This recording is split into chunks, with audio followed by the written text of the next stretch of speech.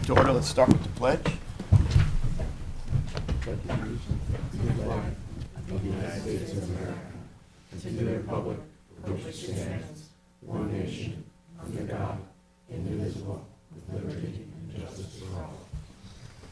Okay, good morning, everybody.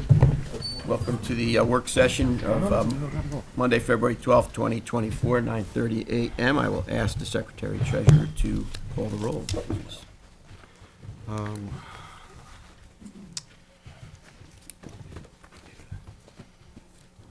Trustee President, I am here. Ed Warner Jr., present. Richard T. Marin Jr., Joseph R. McLaughlin, Here. Matt Parsons. Here. We're all here. Thank you. We have some discussions on here. The first one with Trustees Marin and Warner for Somox Mecox Monitoring Project. We have, Mr. Tom Wilson.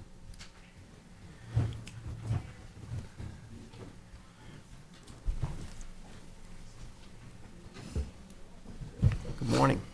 Good morning. Good morning, Tom. Is the sign-up sheet there? Sign-in sheet there? Oh, Good morning, everyone, and thanks to Trustee Marin and Trustee Warner for inviting me to come and speak this morning. Thank you. So I wanted to give an update on the Mecox Bay Environmental Observatories that we run in cooperation with the trustees. Just a little history. We installed a weather station at Scott Cameron Beach in October of 2019. Started with that, and a level station also in 2019 October at Flying Point Road.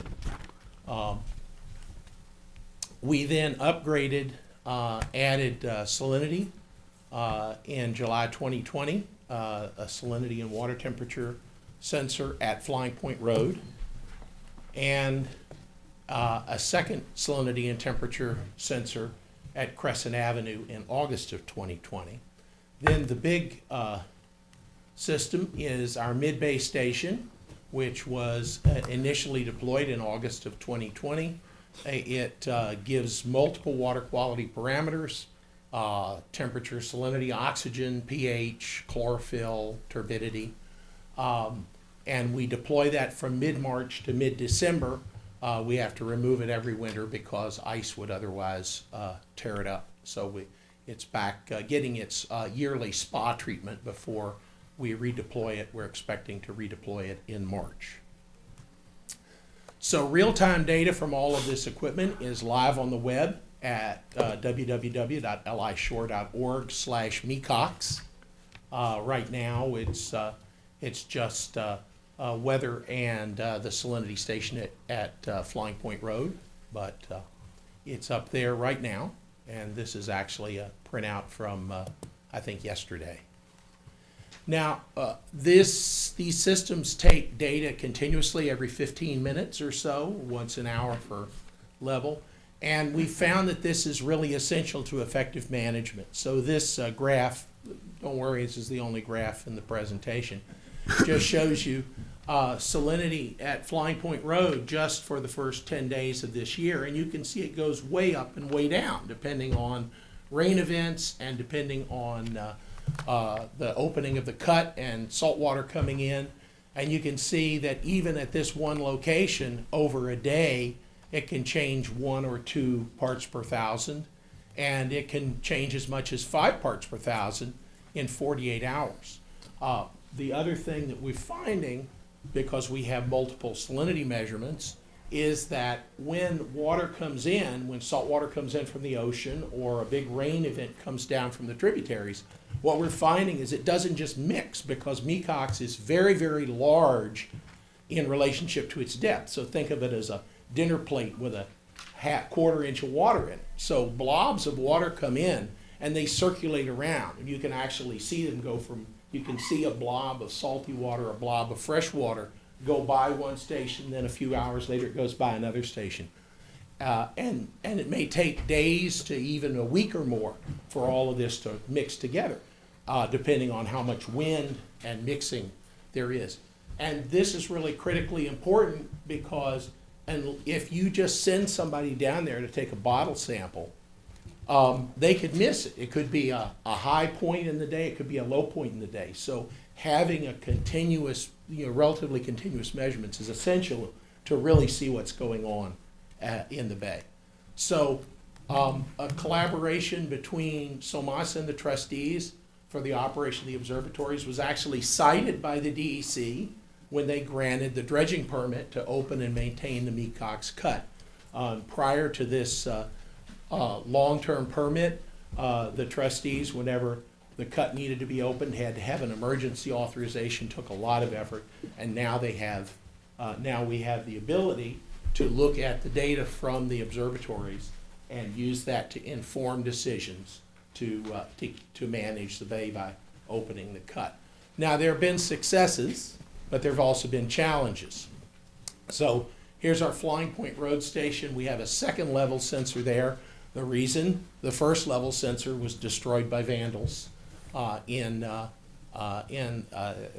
couple of years ago, and it's just unfortunate that there are people who don't have better things to do with their time than to literally kick the sensor until they break it off and fell in the bay, and unfortunately it's not designed to be completely submerged. We're actually upgrading this level sensor this spring to get better data. This was really ugly. The floating platform was run over by a boat at high speed in August 2022. We repaired it and returned it to service.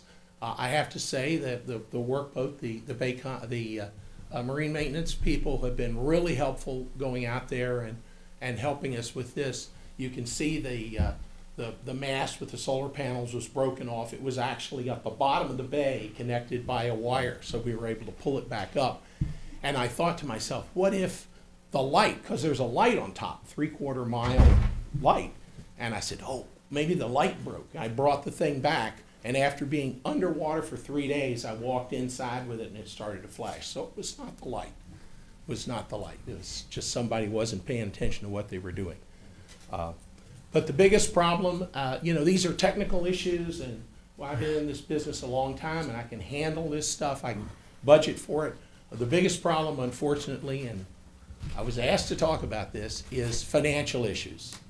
The average wait we have for payment over the last 2 years has been 201 days after we submit the invoice. Currently, we have $49,192 and change in invoices outstanding with an average age of 325 days. One open invoice is 733 days old. It was delivered timely, and in fact, another invoice delivered the same day was paid a few months later. But apparently this one got misplaced by the time it was relocated. CPF had expended all funds for that fiscal year, so it's sort of sitting in limbo. So the problem is that, we can do the technical stuff. The joke, our unofficial motto at my laboratory is we can do anything except work for free. So slow payment is presently limiting our ability to maintain the observatory, including we've got to prepare the floating platform for deployment literally next month.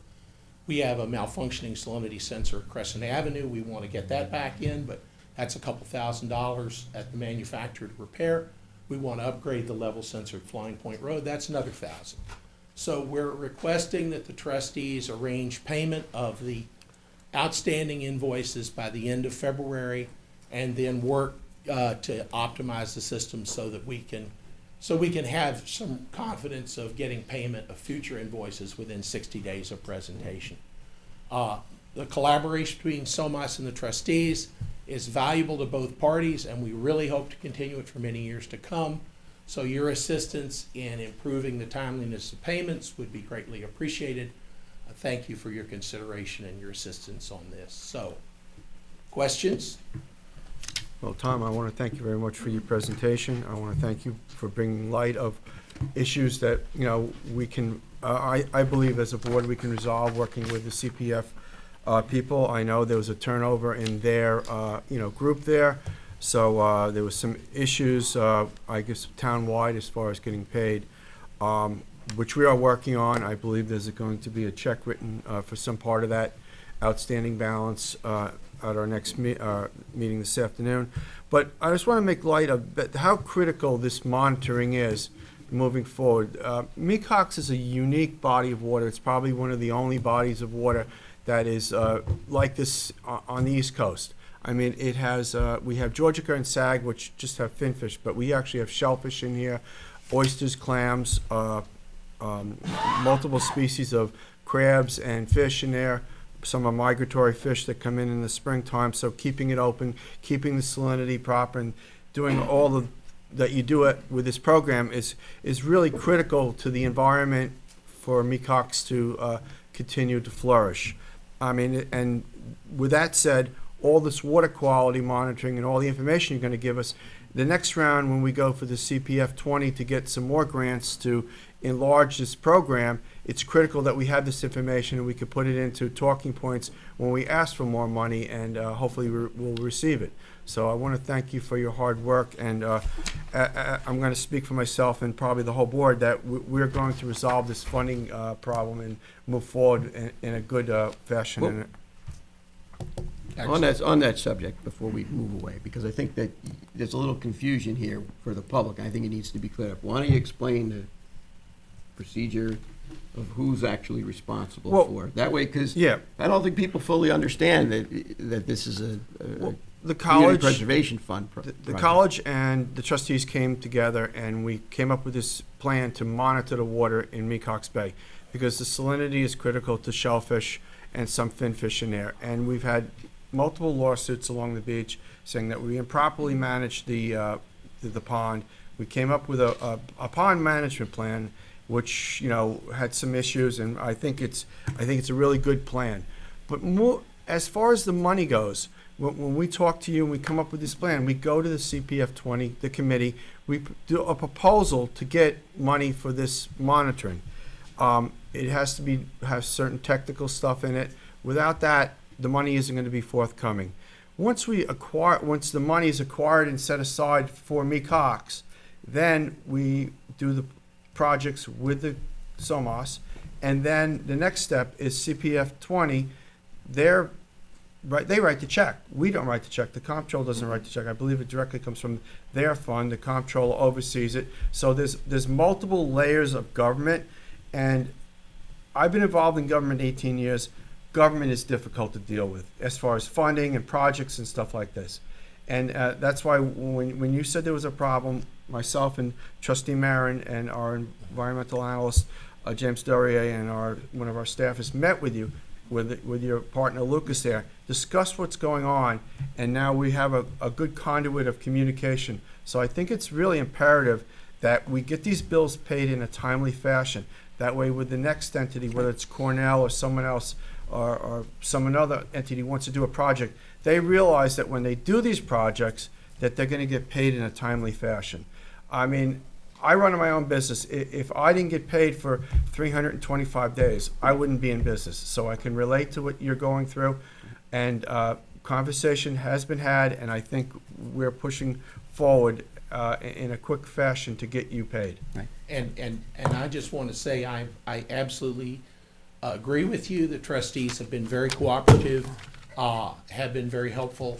I just, but I think that we do need to, and I understand that there are several layers of government involved. I just think that it's becoming I'm, of course, in a government, the Stony Brook University being a state agency, so I understand entirely. But I think it's just reaching the point where we've got where and I appreciate your willingness to help resolve this. So I'm glad that we're moving forward, and we're looking forward to moving forward together on it. All right, I really appreciate this data, and I think it's imperative. As Ed said, this is a very unique situation on the East Coast. It was the most productive bay on the whole of the East Coast in the 50s. We have an opportunity here to have a closed system that can really answer a lot of questions for other embayments in the town. One really important thing that we spoke of the last meeting, when we have extreme rainfall events in October, okay, I think there's some data that we really need. And we did mention this, and I just want to put it for public forum. We need a dissolved oxygen meter that's both benthic and surface, close to the flat that is off Cobb Isle, in between Bennett's Creek and Mill Creek. I don't have a pointer, but I think Ed and I can dial that in for you. What happens in the fall is the bay is extremely hot, and now with temperatures kicking down the road, the dissolved oxygen gets very dicey, and this is when we lose most of our steamer sets on the north side of the bay. So we need some kind of understanding of what's going on, surface and benthic, during that time period in October. If we can't get one on the station up and going off Cobb Isle, if we could do it in the unit that's in the middle of the bay, I think it would answer some questions. But ideally, I think that flat that's in between Burnett's Creek and Mill Creek is really important. I also want to note, like once we accrue a lot of data with these monitors, and we have like historical, like 5 years of data with understanding when the inlet's closed and open, there's really no reason to have continued monitoring.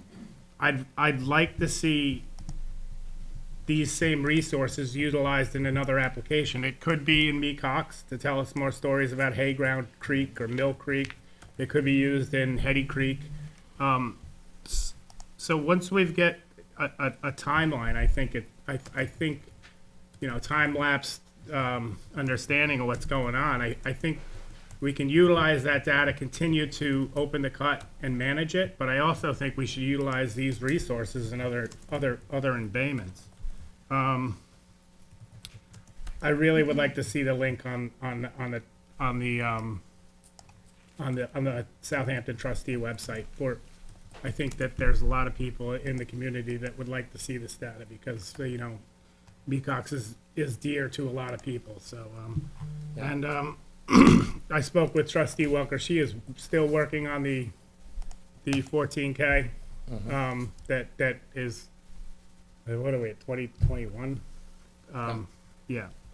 That I am going to do my best to rectify these situations. I just ask, I know there's also, takes two to tango. We need invoices as soon as possible because you understand how long it takes us to process them. Right. Until we streamline the system with the Southampton town, we need as much, as much time as possible so you can get paid in a timely manner.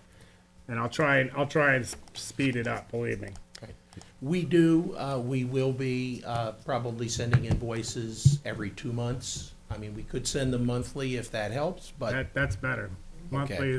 Okay. To speak to some of your other points, we actually have been thinking about deep oxygen. We have a couple of ideas, one that's relatively inexpensive.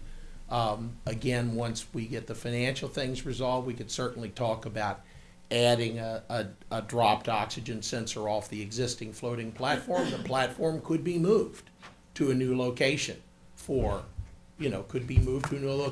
at your critical time of the year. We could place it right where you're talking about and get surface and deep oxygen. All things are possible.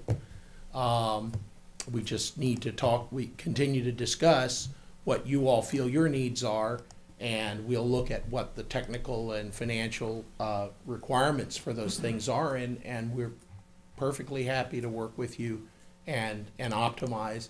I think that even after a few years, there's still enough episodic events where we may move some of these monitoring resources to other places in the bay or even other embayments that the trustees control. We probably should always have some observatory capability in the bay, because if that once in 20 years event comes down and you don't see it, then bad things could happen. You could have problems. Thank you. Yeah, one thing I like to mention is the mixing of water. When the salinity is very low in there, 8-9 parts, and then you get a storm event, Right. and you get this tremendous overwash. It takes days for that water to mix and become one. So having that surface monitor and a benthic monitor in the middle part of the bay is going to give you an idea of the time frame between the event and when the salinity all becomes mixed as one. And I think that's really critical because there's a lot of different fish in there, and there's shellfish in it. And when these events happen in the springtime when the water warms up, is it going to spawn of oysters and clams? So I'd like to know a little bit more about the shellfish that are in there. Right. And what happens to them when these mixing events happen. And normally the mixing events only really happen very quickly if you get a wind event. And without a wind event, because this winter's been a very calm winter, so any of these saltwater blobs that get in there probably take a week or 2 weeks to dissipate and to mix.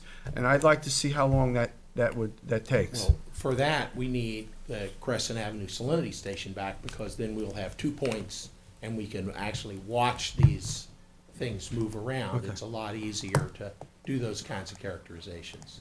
But once we get Crescent Avenue back, and of course in a month, we'll have the floating platform and we'll have 3 different locations. But you're right, we have some, I think that the stratification is probably more horizontal than vertical, but I could be wrong. And perhaps with additional information, we'll be able to look at some of those things. We'll circle back to the business end of this deal for a minute, just to clear up anything that's not clear. The trustees have been struggling to get their budget squared away for hundreds of years. Quite frankly, the last decades trying to become their own district, which was approved by the governor and then delayed by the prior administration. Trustees sought to get things on solid ground.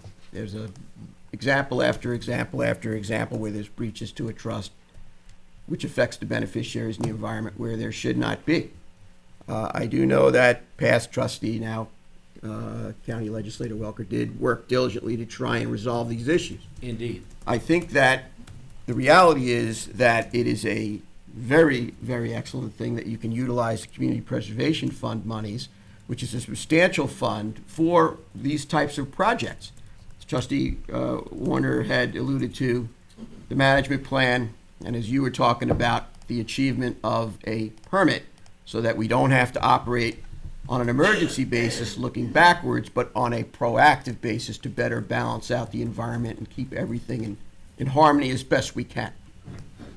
That being said, on the financial end of the deal, we've tried to resolve that. When you have funds that are spent at the pleasure of a different board with a different procedure, the best we can do is try and collaborate, and I think there was a tremendous amount of collaboration. Now, there's a lot of excuses and reasons why there are delays. There were staffing issues and other technical difficulties that everybody needs to work through. We have new administration there. We have perhaps some new parameters and new procedures that are coming in.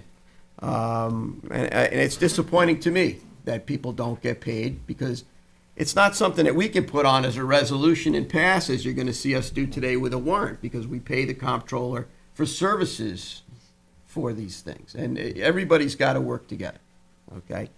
What else is disappointing to me is that people are vandalizing our important equipment that's utilized for helping maintain public health and safety in the environment. And that's very disappointing to me as well, all right?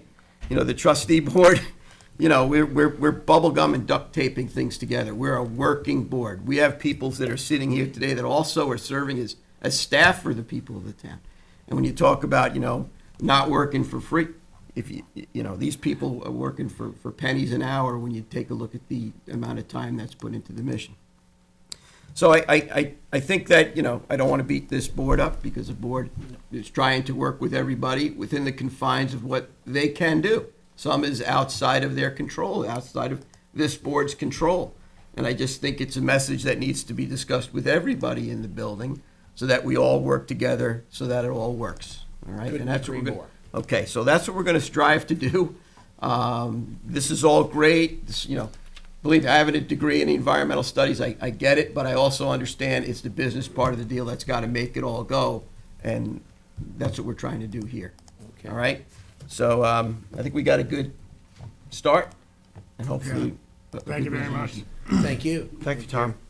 James, you want this stuff? Sorry. I did. Leave that there. and Okay. bring back the, All right, I think we're going to segue right into the next discussion, because I think it leads right into that, right? That's ironic, isn't it? That's a design. Contracts procedure. So we talked about this, right? You wanna Yeah. Bring it up to All try right. and help out the people get the payments by making All right, some extra steps. Ed is the secretary, but I've kind of playing backup on this one. So I'll start, Ed can fill in, and then I'm sure Scott will have a closing.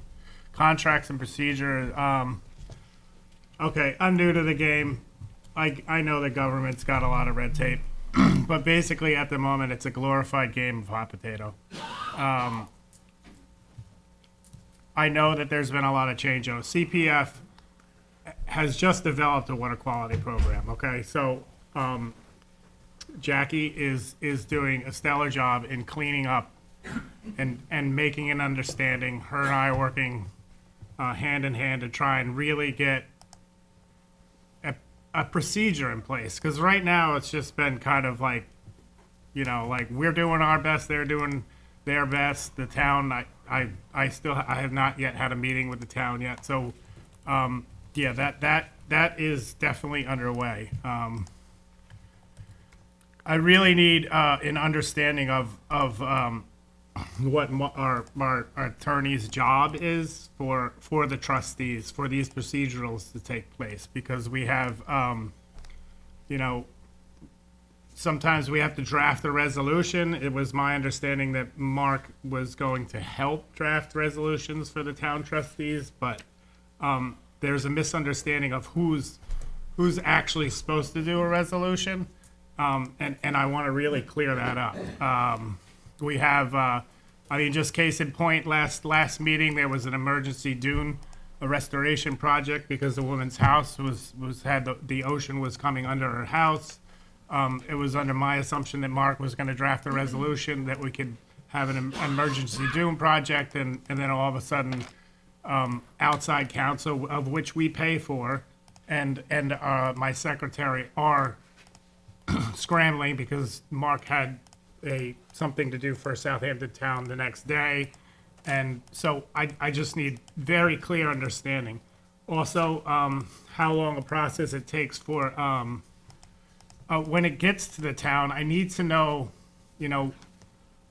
we need to know like where the log jams are, because it ends up sitting on somebody's desk for a period of time, and we got to clean that up. There needs to be some clarification, and I'm not throwing stones at anybody, Mark included, because I think there's just a misunderstanding. Now, this is kind of like we got partial town, we got partial CPF, we got partial trustees.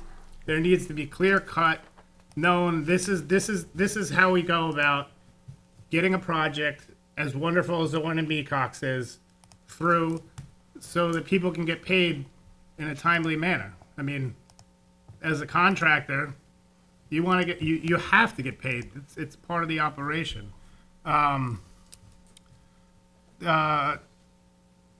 There's a few instances, and this is kind of my last point, or second to last point.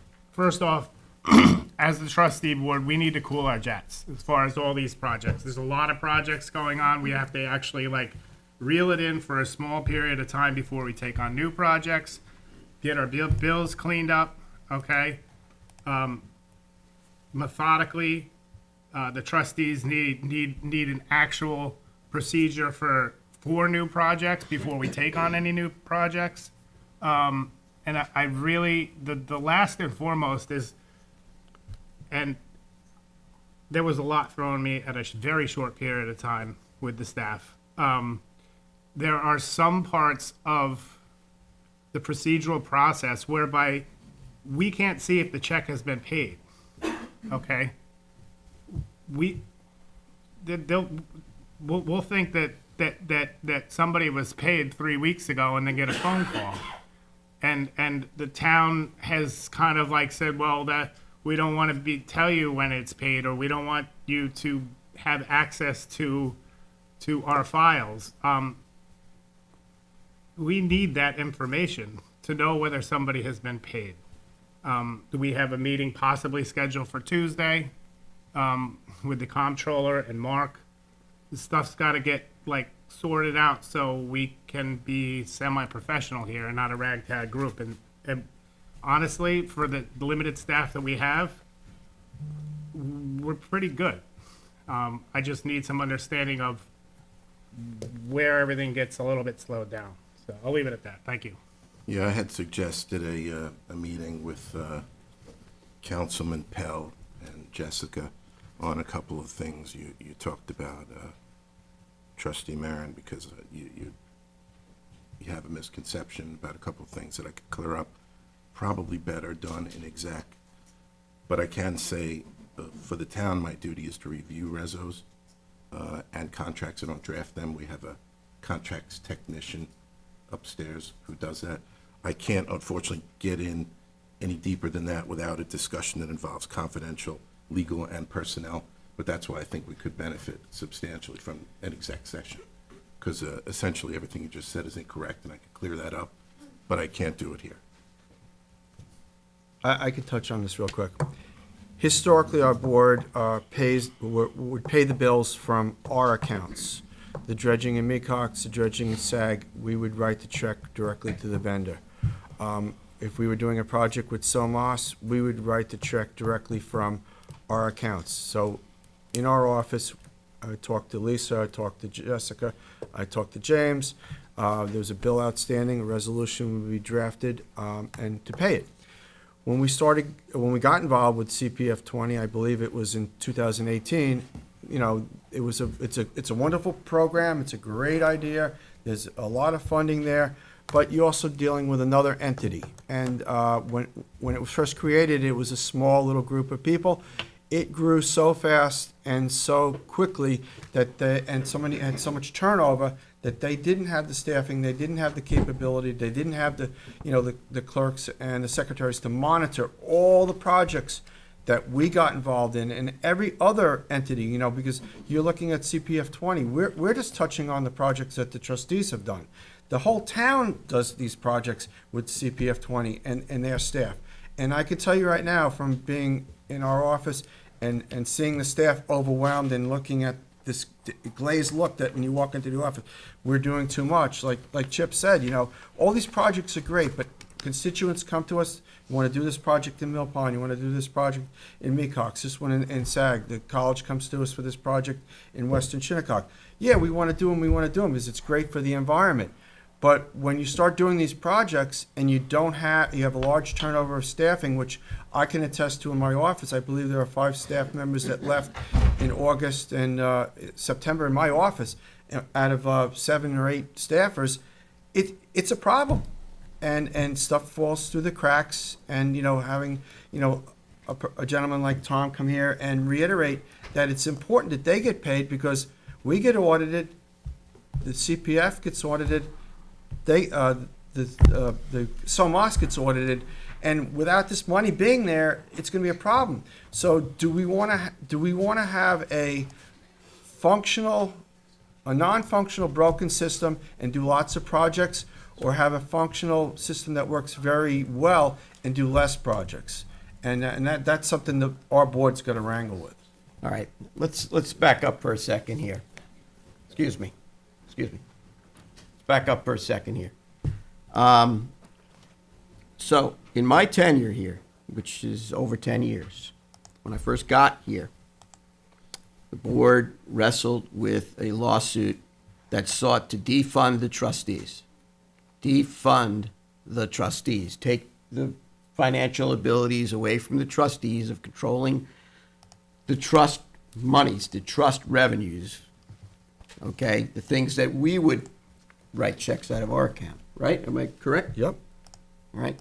So we got into a battle with the lawyers, and we first lost the battle, right? And then it was appealed, and we overwhelmingly won that battle. In the interim, we decided as a board at the time that to avoid that forever being able to happen, a challenge to the board saying somebody did something wrong, we employed a comptroller, the town comptroller. He basically wanted to say that the town board had to control the trust monies. Well, that doesn't make sense, because there's a system of checks and balances and 5 independently elected officials that are to oversee that fund in the best interest of the freeholders and commonality of the town and the environment. Because let's face it, the waterfront gets bought up by folks that aren't not always so friendly to the public. We have lawsuits that are involving that as well, where we try and mediate that. So that being said, we hire a comptroller to make sure every I is dotted and every T is crossed and proper procurement procedure is followed and there's efficient payment of bills and protection of public monies and resources that's overseen by this member. So that's what we did. We pay for those services. So the board tried. We paid the town for that. And as Secretary Treasurer Warner pointed out, there's problems with staffing and turnover from staffing, because it's no secret that sometimes you're spending hours of your day in traffic getting to town hall and back, and people have to kind of weigh out their quality of life and where they're going to work, and they get better opportunities that add more value to their day and their lives. So there's turnover, which is like now the trustees are in Hampton Bays to try and alleviate some of that for what we do. So that being said, in all this period of time, contractually and everything else, the trustees were supposed to be on their own district, so that there is a clear understanding of who pays for what's trust revenue, what are town obligations to the trust, so on and so forth. The governor signed that law. It unanimously passed the New York State Assembly and the Senate, and was signed by the governor in the interest of transparency and financial stability to the people of the town of Southampton, for the benefit of the freeholders and commonality. The prior administration delayed implementation of that, which created more chaos, more confusion. Okay? And now, here we are, working through the problem to get the oldest elected board that there is in the country, with colonial era patents dating back to King James II, for the protection of the public's benefit here in the town of Southampton. That's what we're trying to do right now. So it is a big conversation. It really, by law, has to happen this year. These things need to be resolved this year, because the amount of money that's supposed to be part of the general fund, that is for the purposes of the trustees, is supposed to be on the tax bill for the January 2025. Am I correct in that? I am correct in that. That way you could see what a small piece of the pie actually goes for what is so important to the quality of everybody's life in this township. And I've been working for 10 years on this, trying to get this done, and we're going to get it done, right? Trustee Mayor? We're going to get it done. We're going to get it done. So for the public's information, this is a big conversation. It's a big issue, and it's right on the cusp of being resolved.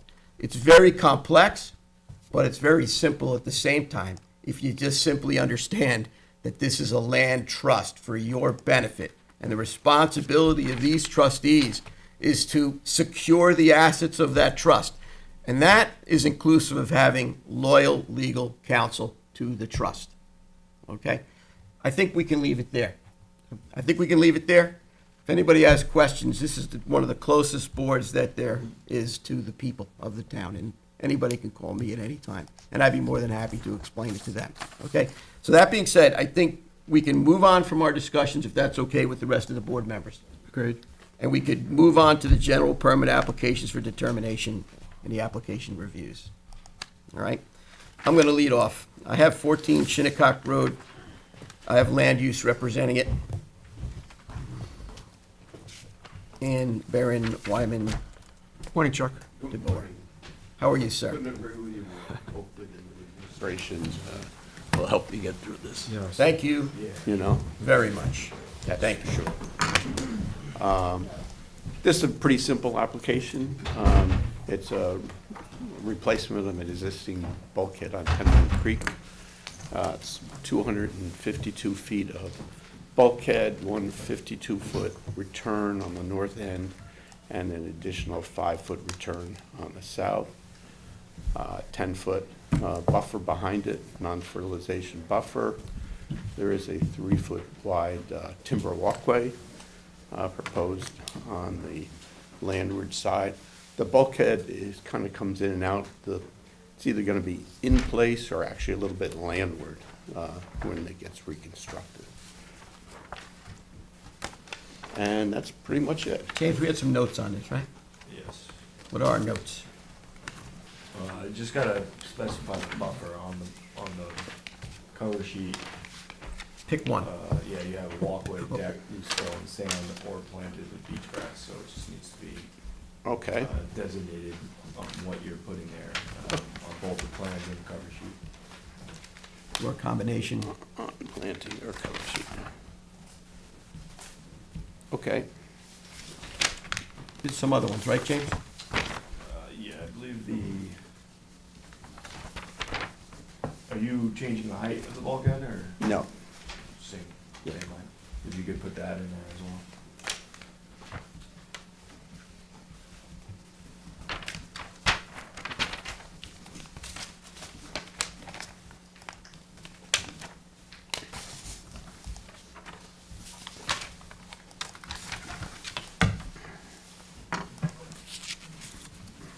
Anybody?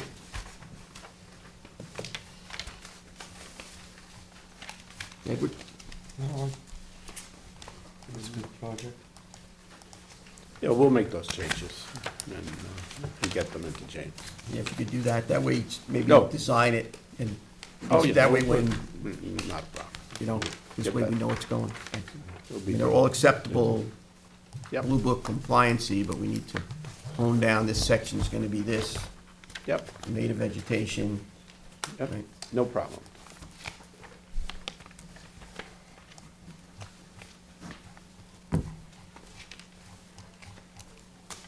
Matthew? Scott.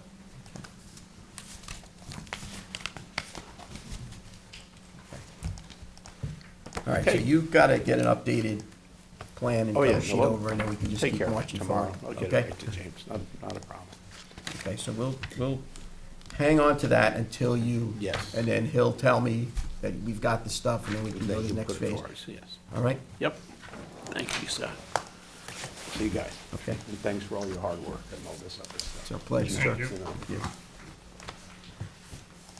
All right, the next one, Wilmington Savings Fund Society, 12 Marlin, builder of the Hamptons. Somebody representing this application, there's a lot of questions on this one here. Nobody's representing this application. James, we need some more information, didn't we? Yes. This is Salvatore Building, or Salvatore Blunda. Yeah, but the applicant, or the agent is supposed to be, we contacted them and tell them to come in? Yeah, they received the email. Let's hold it then. Yeah, we gotta hold it. Madeline EQ2 LLC, 2 Squires Avenue, East Quogue. I see Billy Max here from First Coastal.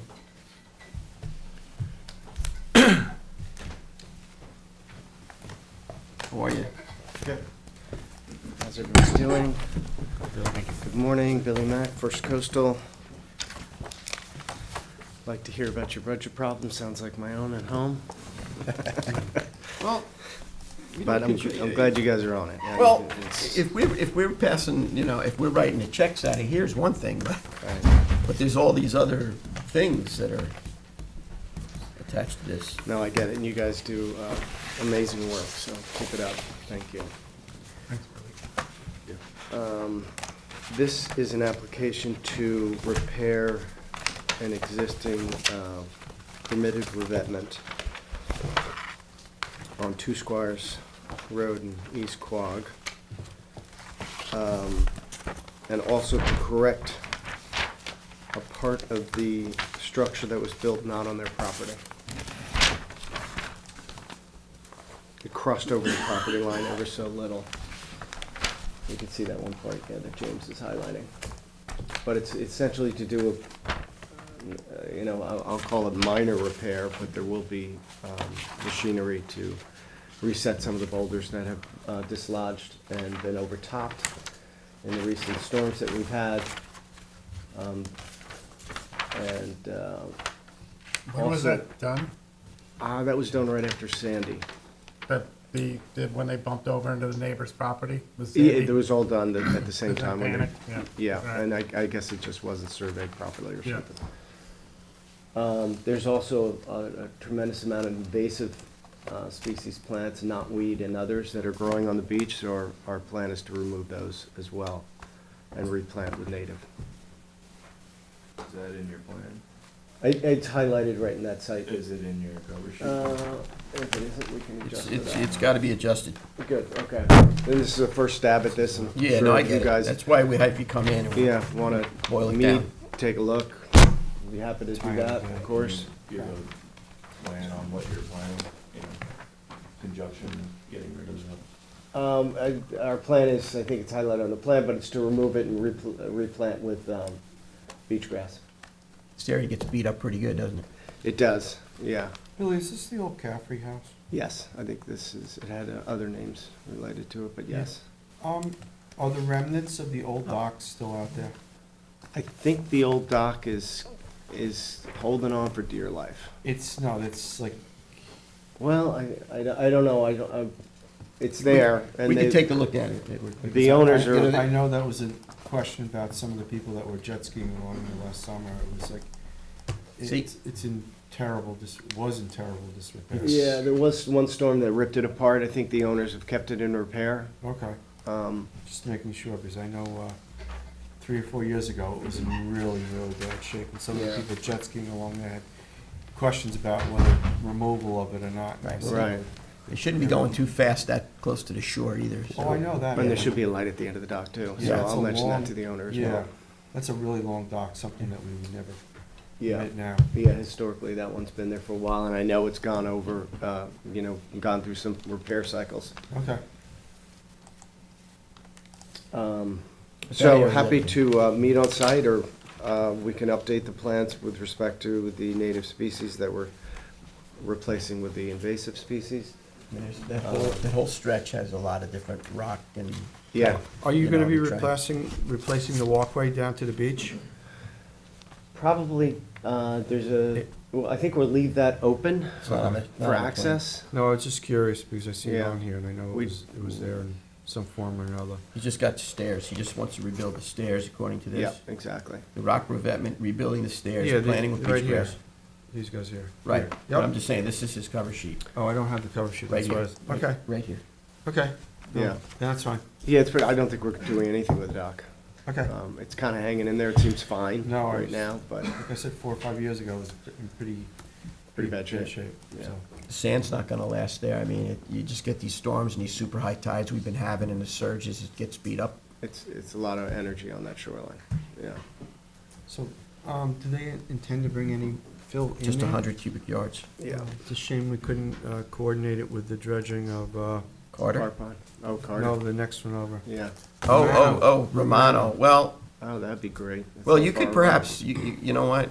That would have to be a conversation you would have with those folks, because they are Looking for a always place looking for a place to get rid to, of Be a the great sand place that to used put to that be on their sand. beach. Yep, but it's not, I think the problem is that, I don't know what the percentage of is, because. Gotta look I- at the core samples. Yeah, because I think other folks were offered it too, and they didn't want it, because Oh, they didn't really? want it, the darkness, whatever. Okay. But I mean, in that area over the Grain top size. of rocks, No, and one I'm that'll just wash talking right about- I'm out. talking about the interface, Yeah. the one at the mouth of it, because that's clean sand.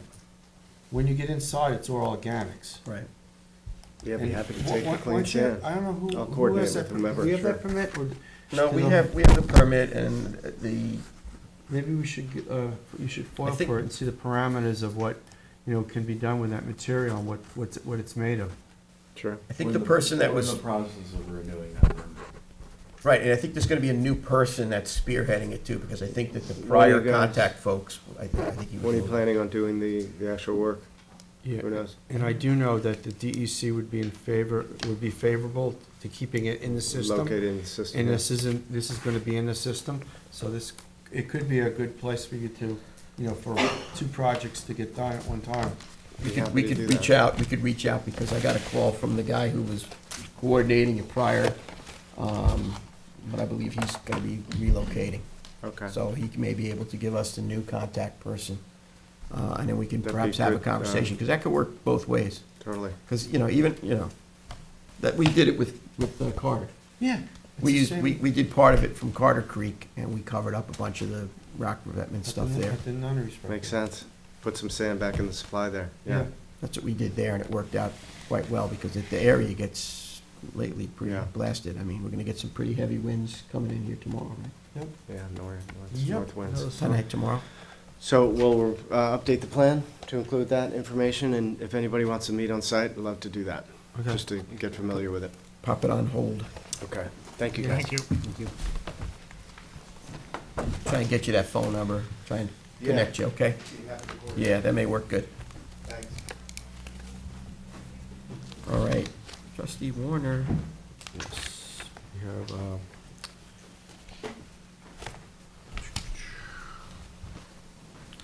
Inner Science, 24 Far Pond Road, Southampton. The Recchio property? I believe? Hello, sir. How's it going? Ed, Anthony you may Rick. remember, we got dock permits for this Yes, property I'm, prior. It was a little bit of a charade. So, project's pretty far along at DEC. DEC told us 4 feet wide. So the old walkway was 5 feet wide, the new walkway is gonna be 4 foot wide, and we hired Steve Lemansky to draw up the engineered plans. Be through flow decking.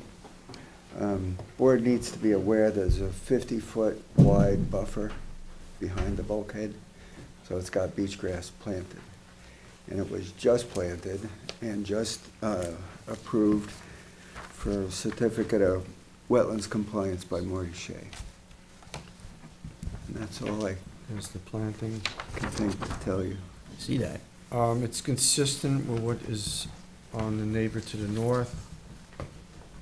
The wetlands, yeah, well, that's the jet ski float, yeah. Is that permitted? Can you add the buffer language to the cover Is sheet? it permitted? I don't know. We have to check that out. Yes. Is it on a prior anything? Well, it's a separate permit.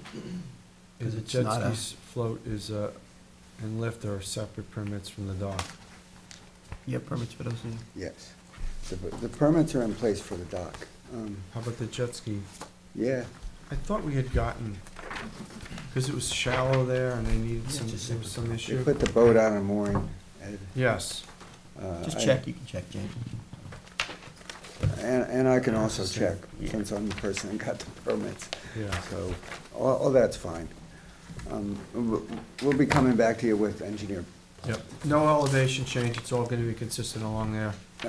It's gonna be exactly the same place, in place, Okay. replacement with through flow decking to Yep. match the new dock. Okay. You have that one up more for me, Liberman, at the end. We gave you new engineered plans with better specifications to it. Board should be aware when they're replacing that filled dock at Liberman, it's a little different. It's probably gonna be I-8 decking over top of 2x6s. The original stuff was all 4x12 decking over top of 12x12s. So it's a little different, but it'll all be untreated lumber and you have good plans for Liberman. But the dimensions will all be matching up. Exactly the same. Has planting plans along with your engineered plans. So you should be all set for Okay. All right, thank you, Yeah, see Jim. that, final stamp plans are here. All right, trustee Barry. Okay, next is 44 Carlisle.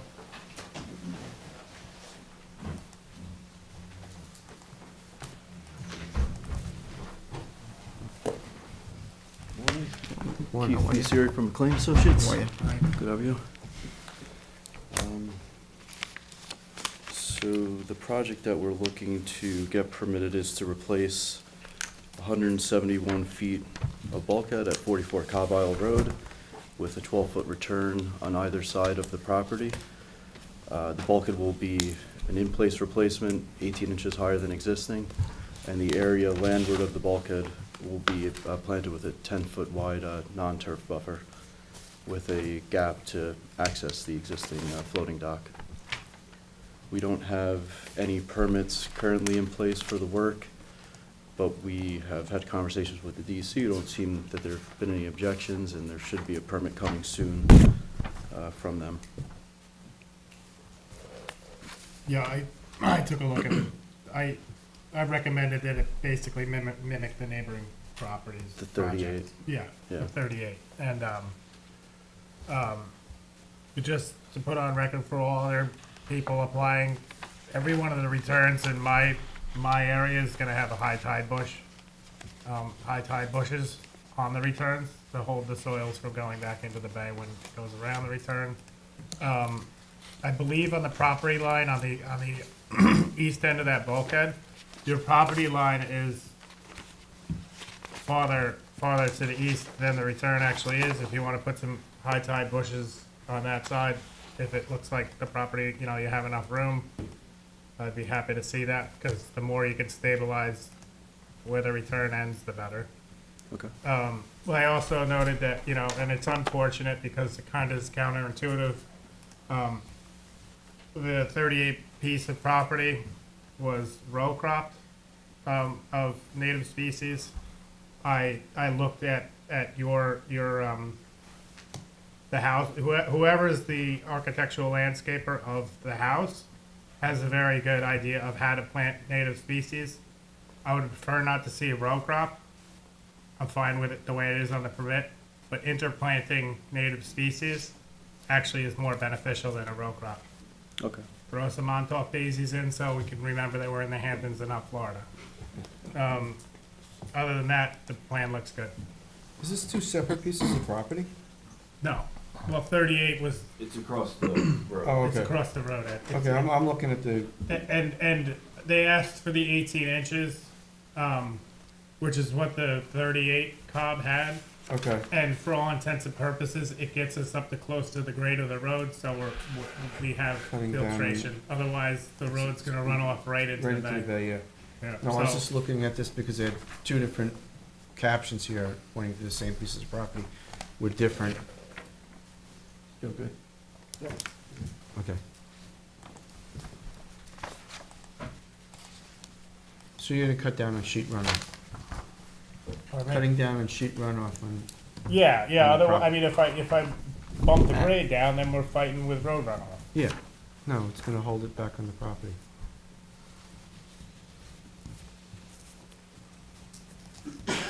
But yeah, on that, see how the property line on the east end of that return?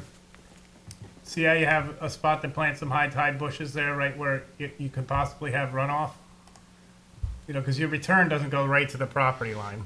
Right. Yeah, I mean, Okay. stick one or two in there, just hold it. A root system. Yeah, I mean, there's nothing better than a high tide bush as far as stabilizing the end of a return. And the other thing too is it gives a buffer to the other neighbor, and, you know, it creates a barrier that can't be cut down unless you want to deal with the DEC. Right. Okay. It's not a problem. They need updated plans and cover sheet, just noting this. And the plans need to be stamped. Right.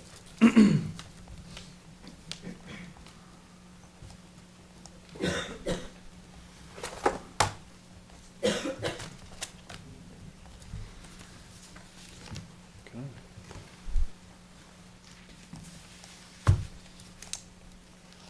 Good to go?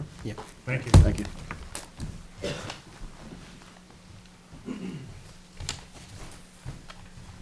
Next is Dune Road Holdings.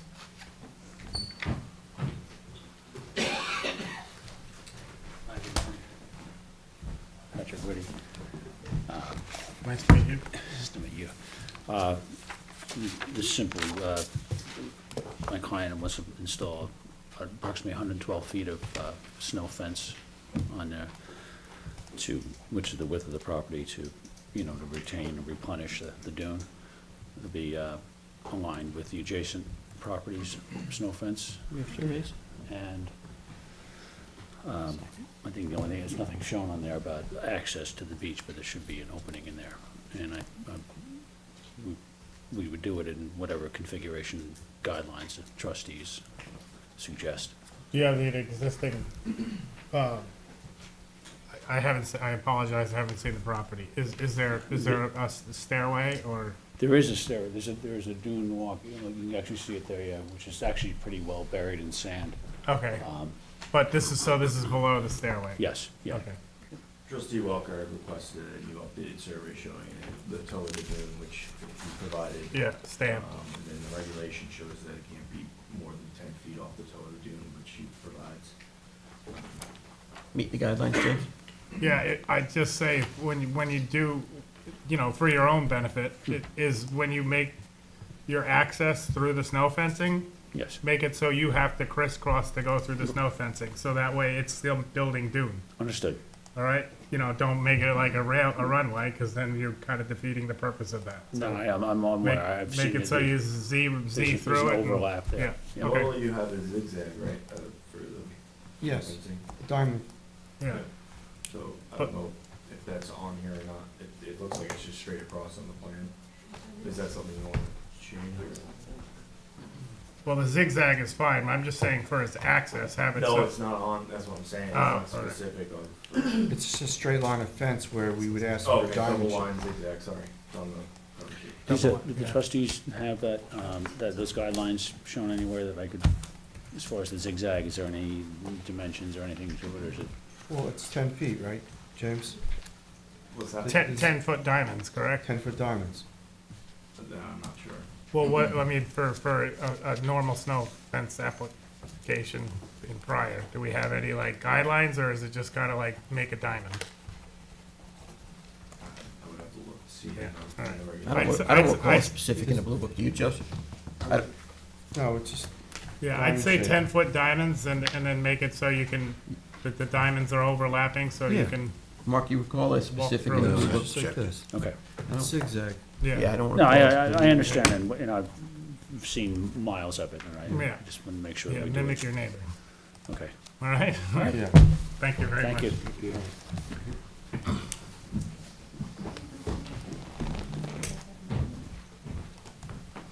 Are we advancing that? Hmm? Yes. Yes. Next is Jeanette Creek Beach and Yacht Association, right, 42 North Drive, Village of North Haven, represented by Costello. Hello. Morning, how are you? Good morning. I'm Jane Costello from Costello Marine. So I guess it's been a few months since we talked about this project. It was prior to the new trustees being here. So it's the same project that we spoke about, I think, in November, maybe. Right now, all you should be looking at is the proposal to do the 60-foot offshore jetty reconstruction. I think- Shelter into Chocolate Island Sound, right? Yeah, Yep. not the Not the inside. inside of it, yes. Yep, nope, just as in kind, Separated in it. place. Yeah, okay, I'll come back yeah. for that other part, but that's all No, I I'm would- trying to push through at this time. I brought our attorney down there to show him the lay of the land when we were gonna talk about the whole entire project. Oh, okay. So we have a little understanding of what's going on there. Yeah, so they're definitely gonna want to revisit that, Yeah. and they were hoping to get the trustees on site. Yeah, I have some good, I think what we'll do, we'll hold it together for you until we get through the DEC process of the The rest of it. DEC we got, No, for the extended we got return. it, Yeah, but I don't know if we're gonna accept the full extended return, so. right. Oh, to modify, you Yeah, mean? yeah, I mean, you could return all the way down to the end of the creek. It's just gonna keep doing the same thing. So it's gotta be addressed. And the board has to, talk about it, and we'll talk with you about it, but you It's can't not just keep putting return after return.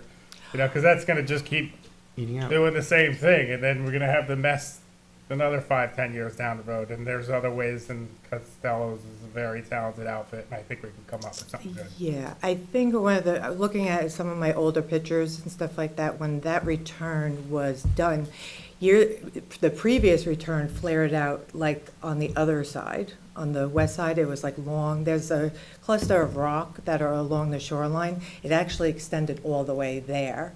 And then went, for whatever reasons, because everybody who was involved with the project at that time no longer is with us, the return got shortened, and then it went with a straight 90-degree, and I think that's where the error Okay.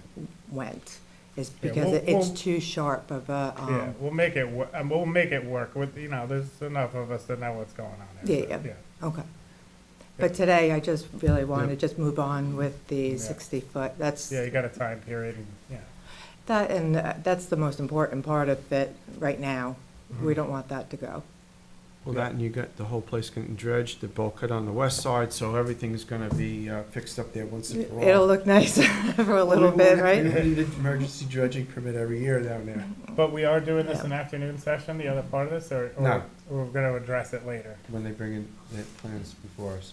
Okay, if Ed and somebody from Yes, I have Pascal, stamp you plans. and I go down there Yeah. and I'll Yeah, get my Jack, 2 cents in, you put your 2 Yeah. cents in, and we'll come up with something decent. yeah, Yep. Jack will meet you outside, on site, and then I think some people from the association will Yep. want to be there too. Yeah.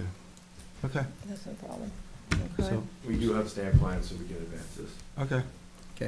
Hold on. Thank you. Good? Have a good Thanks a one. lot. Thank you. Okay. National Golf Links. Trustee McLaughlin. So, we received the email regarding the agent for this is not, no longer the agent for National Golf Links, so not sure if they have a representative here or not. Anybody representing National Golf Links here? This is J.O. No, he's not, though. He's off. not, Okay. He's not off. aging. Yeah, this is a topic that we went back and forth a couple sessions on. That we should have a continued discussion, right, James? Well, it's got to go on hold. There's no one here Yeah, we representing. recommend holding it. Yeah. No, because everybody had different ideas of what was going on there. We're going to hold that one, okay? Yep. Your next one is Peconic Marina. Restaurant and Marina, and we do have Glenn Just from JMO representing that. Good morning. Good morning. Morning, Glenn.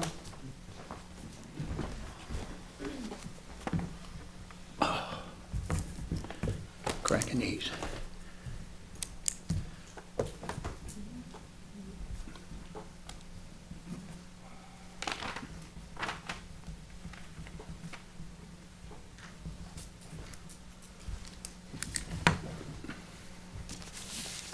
Well, this one's been going on for a while. It's a proposed maintenance dredging of 2 different areas at the marina. The first area is, they're both irregularly shaped areas they want to dredge. The first one is 100 by 11 to 35 foot area, dredged to 4 feet below mean low water. It will be approximately 81 cubic yards of material removed. The second area is 38 by 59. They like to dredge that to minus 4 feet, and that'll result in approximately 61 cubic yards of material, which would be stockpiled on site, dewatered, and then driven up the island to an upland disposal site. It came back dirty, some of the samples. So you have your DEC permits. You're all We do, square we with do, that. we do. This is the last permit you need. Yes. And when do you anticipate doing this project?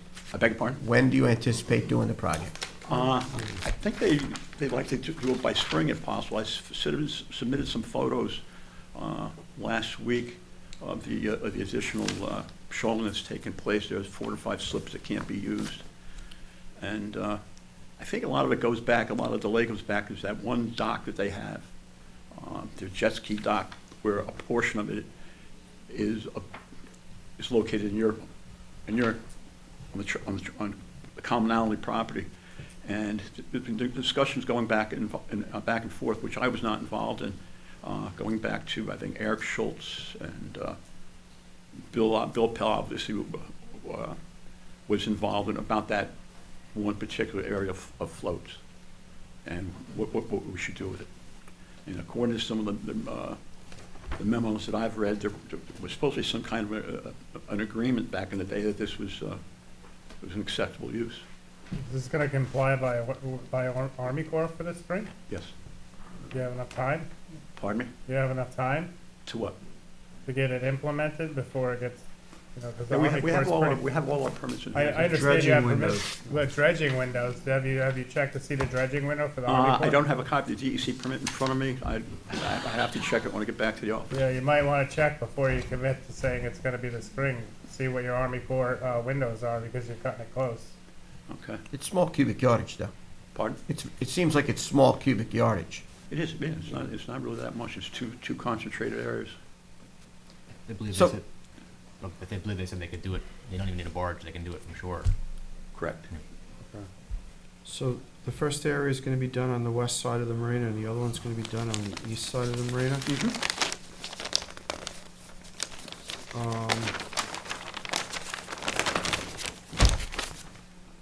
That one there, I know we had some questions about the channel being so close to the beach because of, it's beyond where the bulkhead is, and there's no protected shoreline there. And the road is about 10 or 12 feet away from it, so, and there's a wetland there, so if you do the dredging too close to it, it's gonna slough in there, and, Yeah, that's why I don't know if you recall, we staked it out yes. at the request of the Yes. board. I think that the scope and the grade, I think, was addressed. I think the dredging, those aspects were addressed. I think that there's still some confusion about this float. That's where I think the problem is. I don't think it's the dredging. I think there's confusion about the location of the float. The last time was here, this is the area that you were talking about with the. Watch the mic underneath. Yeah, There's a microphone. yeah. I see, like I marked it in red where a portion of it goes over the property line. The dredging, I think, is okay. I think the problem is that there's a float issue. You recall this, Mark? I mean, I don't, Right here. are you aware of some prior, we have any information about some prior agreement or prior, no, No, there's no, no. So, I mean, It would be a permit, I mean, any floats. we don't have a permit, you know. It was, So jet ski floats, we let the marinas move them around without permits, okay? Jet ski floats of the internal parameters of the facility. okay, Not outside, obviously, because that doesn't make sense. yeah. So the dredging, I think we were good with. Yeah, I don't think there was any question about that. And it goes back to here, I guess it was a Mr. Sean Cambridge, was he Okay. perhaps an attorney? He did attend some of the meetings with Mr. Pell, and someone claimed it was pre-existing non-conforming. And that's what the happened. float, I don't, that's The not, pre-existing non-conforming Yeah. needs some kind of, Just lingo. well, people Yeah, can yeah. claim whatever they want to claim. yeah, I mean, That's what I Like, you know, yeah. right? Yeah. My house was pre-existing I- non-conforming, but it's still there, so I- I mean, Okay. you know, we need, if you can substantiate that, No, we All did good. some I research. claim I'm 6 feet Yeah. tall. Pardon? nice. Yeah, all right.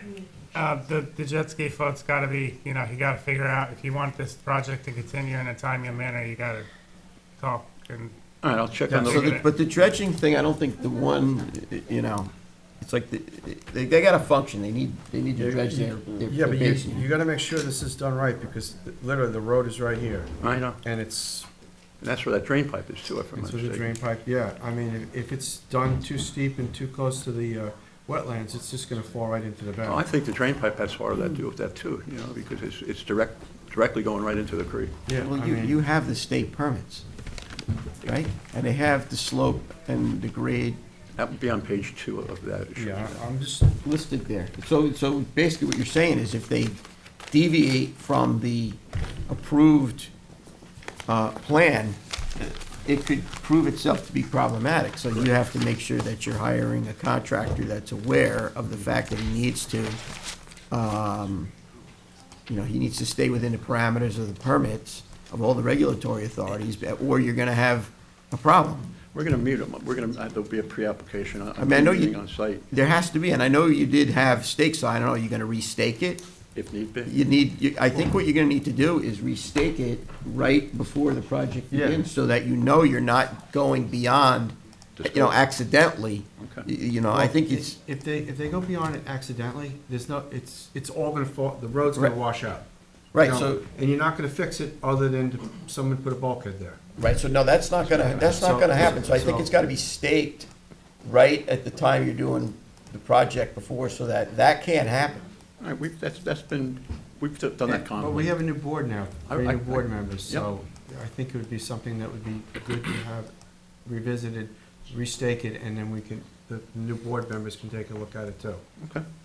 Well, but the thing is with that is, I think what, like to Chip's point, is that if you're bumping into dredge windows and you're cutting it close on the dredge window, you're gonna push them right over it, and then you're gonna have a problem for the facility for this season, so, you know, I don't you recall. wanna make your pitch to these guys, you know what I I mean? know the DEC, the dredge window in the DEC was already up for winter flounder.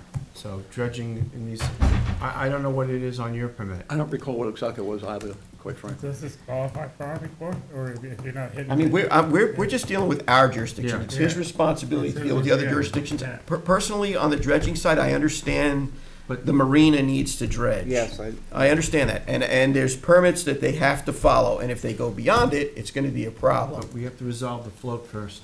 Okay. Yeah. That's the first line of business. Well, we have to reserve the float to get a dredging permit? Yeah, I would like to have it resolved, because it's been something that's been ongoing for about 5 years down there. I'll speak to him about it this afternoon. I'd like to get that done first. All right, so, That's my personal All opinion. right, I'll go back to him this afternoon to let him know. It's gotta be done. okay, what are we gonna do exactly? Move it? I mean, What's the window? I mean, what's the window for dredging? we don't know. I don't don't have the know what permit it with is me. on this It's in the main file back in the office. Once we get that, then I'll, I could start with that, to make sure we're not spinning our wheels. Yeah. Yeah, I don't know what I don't have now currently Councilman Pell here, nor do I have Mr. Cambridge here, so I don't know what, Yeah, but the marina functioned okay last year. I mean, it's not, you know, it could still function, it's just, you know, Well- we have to wrap it up on our end, and I But- know it was a contentious, subject the last time when trustee Pell was here. I thought that he just, did you forward photographs relative to the shoaling has gotten Yes. worse? Yes. The photographs, are here. These are the newest photographs from. Oh, there, he's got them right there. I just want to pipe in, I've been keeping my boat there for scallop season for the last 5 years, and I'm seeing it get worse every year. They're losing boat slips actively. And it's like, they would love to get those slips back. So what's your thoughts?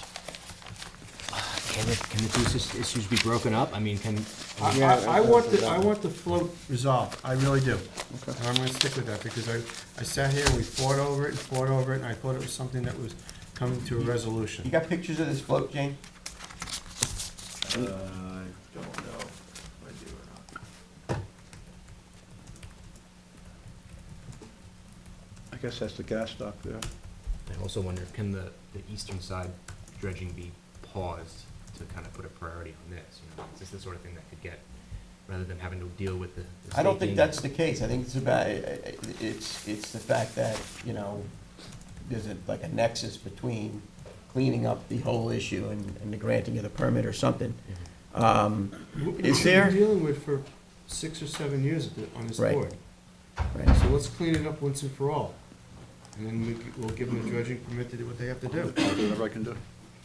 can you get us a date, but can you get back to us by 1 o'clock, and we have a meeting at 1 o'clock, and then we get this resolved by then, in terms of the, dates that you have, your window? Yeah.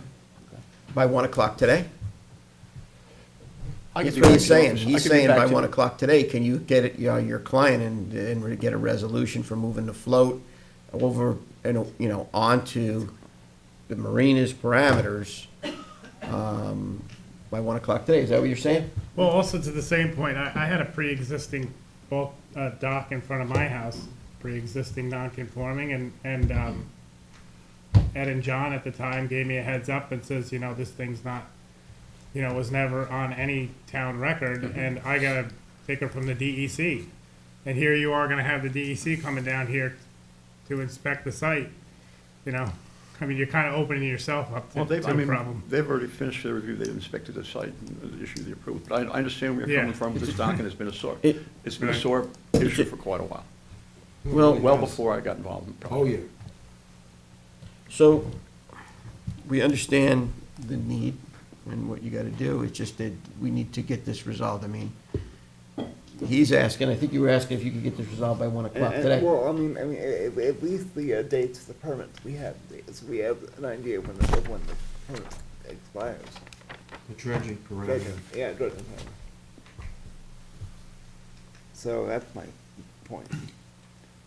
If you can move the dock, that's great too. Did you temporary move it or just?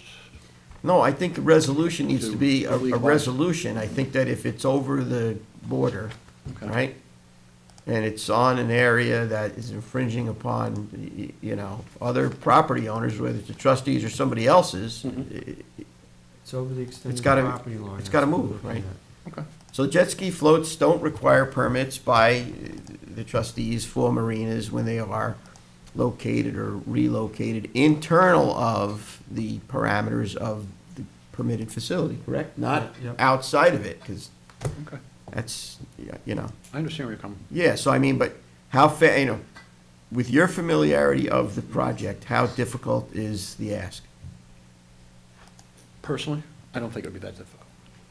So do you, you know, to his question, I'll head back to Quogue and, you know, fire up the computer and contact the owners and check on those bird windows or fish windows, whatever. well, and I think it's winter flounder. but aside from that, it's the resolution of the float. Mhm. That's what I've discussed with the property owner. I says, it's gotta go. Yeah. Hold it over until the next meeting, which would be the 1st of March, right? Yes. Get it all resolved and then, you know, It's gonna take a little, that's, you know, it's No, not gonna be it's not resolved first of over. March. No, it's beyond that, I think. 'Cause it's the first week of March. first week of March, but the 1st of March, I think, is, No, the first That's week it. of March. that's a different set of meetings we got. That's a different set of Jessica, meetings. when is the meeting, the first meeting in March? Fourth, it's the fourth. 4th. March 4th. Yeah. Yeah, It's the first it's part the of 4th, March. yeah. Yeah. The 1st of March, I think, is a Friday. We have a different meeting that day. Okay. I'm good for holding it over, get our questions answered, and then we can move. March 4th, okay. You got March 4th. You got to get all these questions answered, Okay. and that jet ski float Off the extended property. moved to a Blue Book compliant, Okay. right? Yep. That's what it sounds like. And it won't, excuse me if I sound ignorant, but will it require an approval?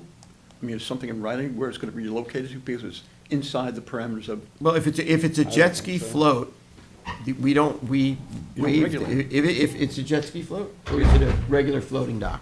What are we talking about? they have it down as a jet ski dock. But is it, what is it?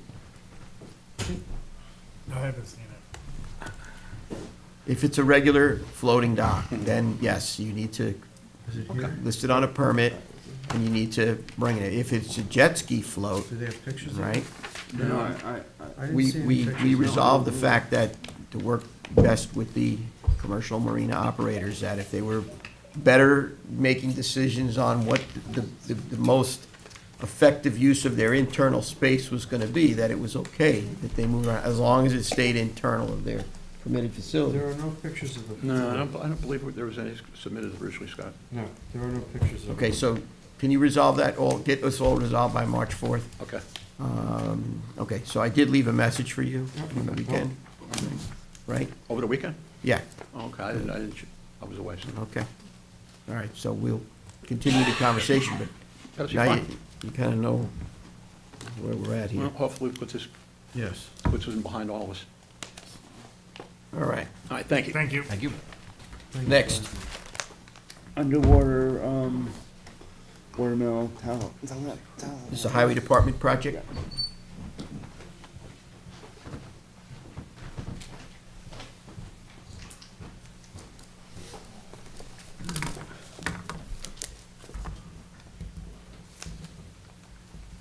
This is the culvert. Yeah, This is Burnett, and Cog Road. Burnett's Creek. Important project. Keith Messeri from McLean Associates. This project was on the board's agenda months ago. We've since received the DEC permit, Department of State, and Army Corps, and we've also sent in the signed up engineered plans to the trustees as well. So the purpose of this project is to replace an existing failing culvert beneath the road, stabilize the east and west sides of the road. The west side will be stabilized with stone, and the east side That's a good project. will be stabilized with a bulkhead to replace an existing failing timber bulkhead. And there's an eroded area along the east side of the road that will get new permeable pavement and a new guide rail on both sides of the road as well, because right now it's in a hazardous condition. And so, yeah, all permits are in place, signed plans have been sent over to the trustees. No, it's a good project. Yeah. It's yeah, just, you this- got chug this forward. is important. Yeah, it's important. I think we got it on for resolution, actually, 1 o'clock too, right?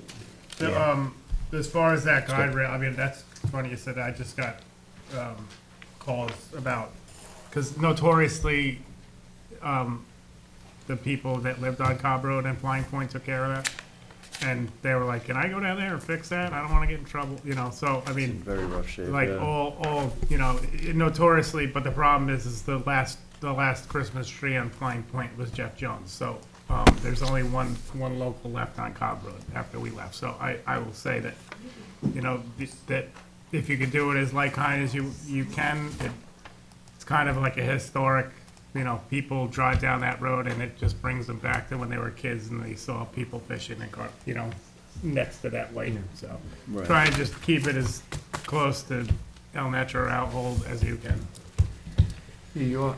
Are you also gonna take out where this, the sand, it's basically, are you just gonna replace the culvert and? Just replace the culvert that side of the road, though, that's the east side, that will get a new bulkhead, Okay. a new vinyl bulkhead, it's about 30 feet long. Okay. And other than that, the rest of the bulkhead is also failed, there's bulkhead that extends beyond that, but No, I know. it's Is there- really not functioning. Is there anything in the permit about like making sure the culvert is at level, you know, through the construction? Are you able to remove any of the material to make sure that the culvert's not gonna sand over or muck Yeah, up? or- that was my question here, Yeah. because there's a lot of material, if you replace the culvert and it's just a little bit lower, it's just gonna sand up, and it's not gonna be. I think the inverts are the same, so we shouldn't have an issue with that, plus it's also twice the size of the existing one that's there. Oh, Yeah, so but you we're get- still talking about the water level of a bay and keeping, you know, you could go, you know, we gotta make sure that what is in front of the culvert in the both water columns is consistent with allowing water to go in and out. Yeah, the elevation is very specific for this Yeah. culvert. Are we your last permit stop? Yeah, You got everybody else? we have everybody else. Yeah, so we did keep in mind the inverts of the culvert, the fact that fish would have to potentially migrate through this Which they do. from one side of the road to Yeah. the other. There's no So, potential they do. so this is very fish-friendly, what's being Oh, proposed good, there. good. Okay, yeah, That I was mean, if a it's big fish friendly, it's consideration. water friendly. Yeah, Yeah. definitely. I'd say move it on. And that group of people that used to stuff all the stones in there, we get rid of them. So there will be something to monitor the flow on the west side of the road, but there'll be an anti-tampering device so that the town or whoever would want to consider adjusting the flows could do that. Oh, good. But that will be locked so that whoever was plugging it won't really be able to do that Yeah, anymore. so you're dealing with the same. Yeah. Yep. Thank you. Thank you. Thank you. All right. Trustee Parsons has a few on today. First one's a Cosgrove Family LLC, 5 Castleview Court in West Hampton. It's a shoreline bulkhead project. Yes. Somebody here from them? Is anybody representing that? She was here, wasn't she? Kristen was here, wasn't Yes, she was. I thought I seen her before. She was here for the Village of North Haven. Maybe, yeah, if you can go look her, maybe just skip this for now and see if she comes back. Right. Okay. That was Costello. I didn't see her. That was Oh, Costello. it was Costello. That was Yeah. Costello, yeah, Yeah. I didn't see anybody from Shoreline Okay. Bulkheading here, so does this one need to be held, or is this straightforward, or what do you got? It's really straightforward. It doesn't seem like they're doing anything to the pilings or the bulkheading itself. They're just changing the decking over the top, and they are replacing as a kind of a small scale wooden boat Pictures? ramp next to it. Yeah, In your folder. on here. Yeah.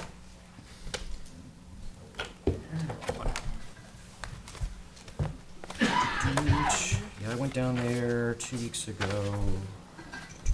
You got stamped plans? We do. I see that. There we go.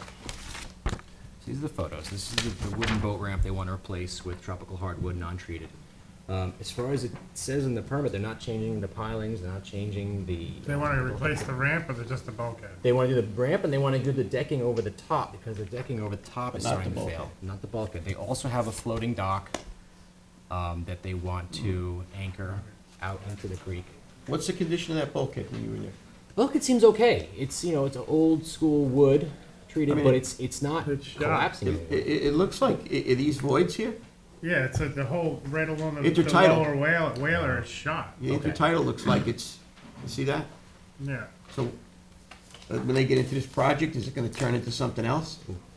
Yeah, that's usually the problem. Yeah. So look, it looks like there's voids there. No, it's not that bad.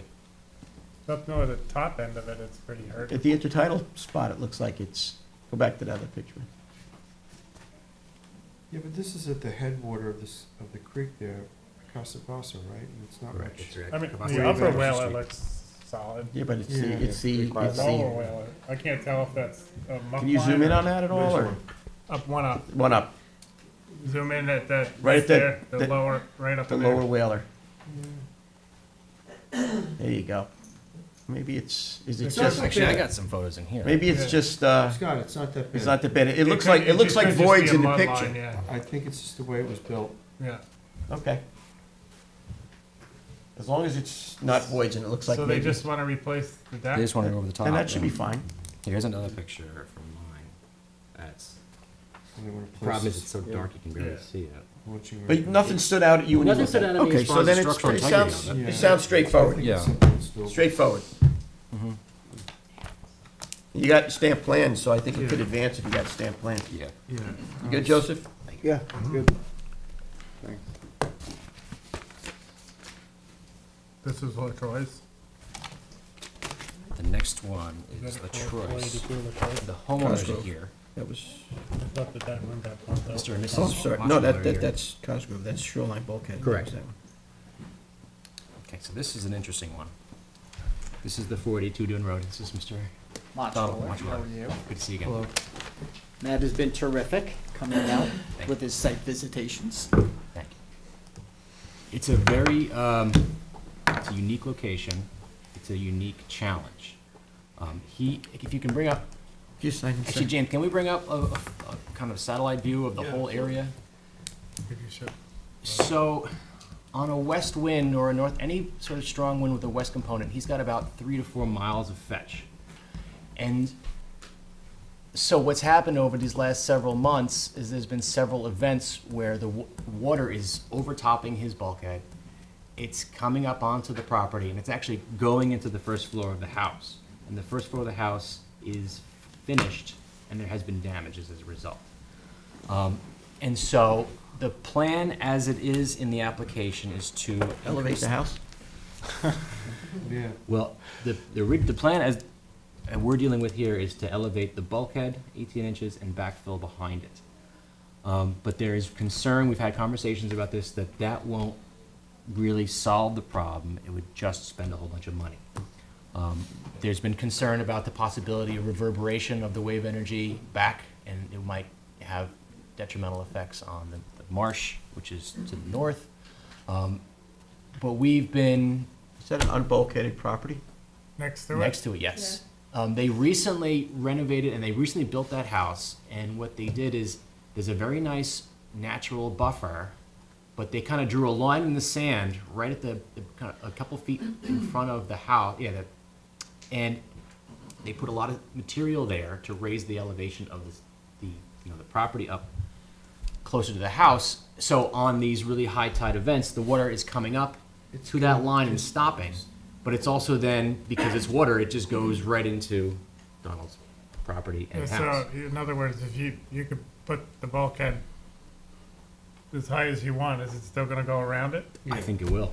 So, That's not gonna work. yeah, so you So unfortunately. He has a nice wetlands behind the bulkhead. There's 75 feet of, wetlands, which is, grasses and, It's beautiful back there. Problem is the house is too low. yeah, I mean, you can't fill that in. I mean, that's getting into the conservation board or the village. Yeah, I'd love to say that putting your bulkhead higher would do something, but you're not gonna stop water volume. Now, just to, try to come up with a solution here, can he build up some sort of berm around the house itself? Is that something That he's in? would be But that's town. But he's in But West that's Hampton what the Village. neighbor did. He's bumping out of our His jurisdiction. neighbor Right. built up his property seaward of the house to displace the water on his property. To Right. you. So, is he gonna do it, and then the next neighbor gonna get, Well, he's actually in the middle of a valley. The neighbor to the east has is a also tennis higher up. court, right? In the bay. Yeah. We would love to help you. Did you consult with any engineering companies, or what are you at? Yes. Where are they? What are they saying? We've been through this process and over the past 3 or 4 years.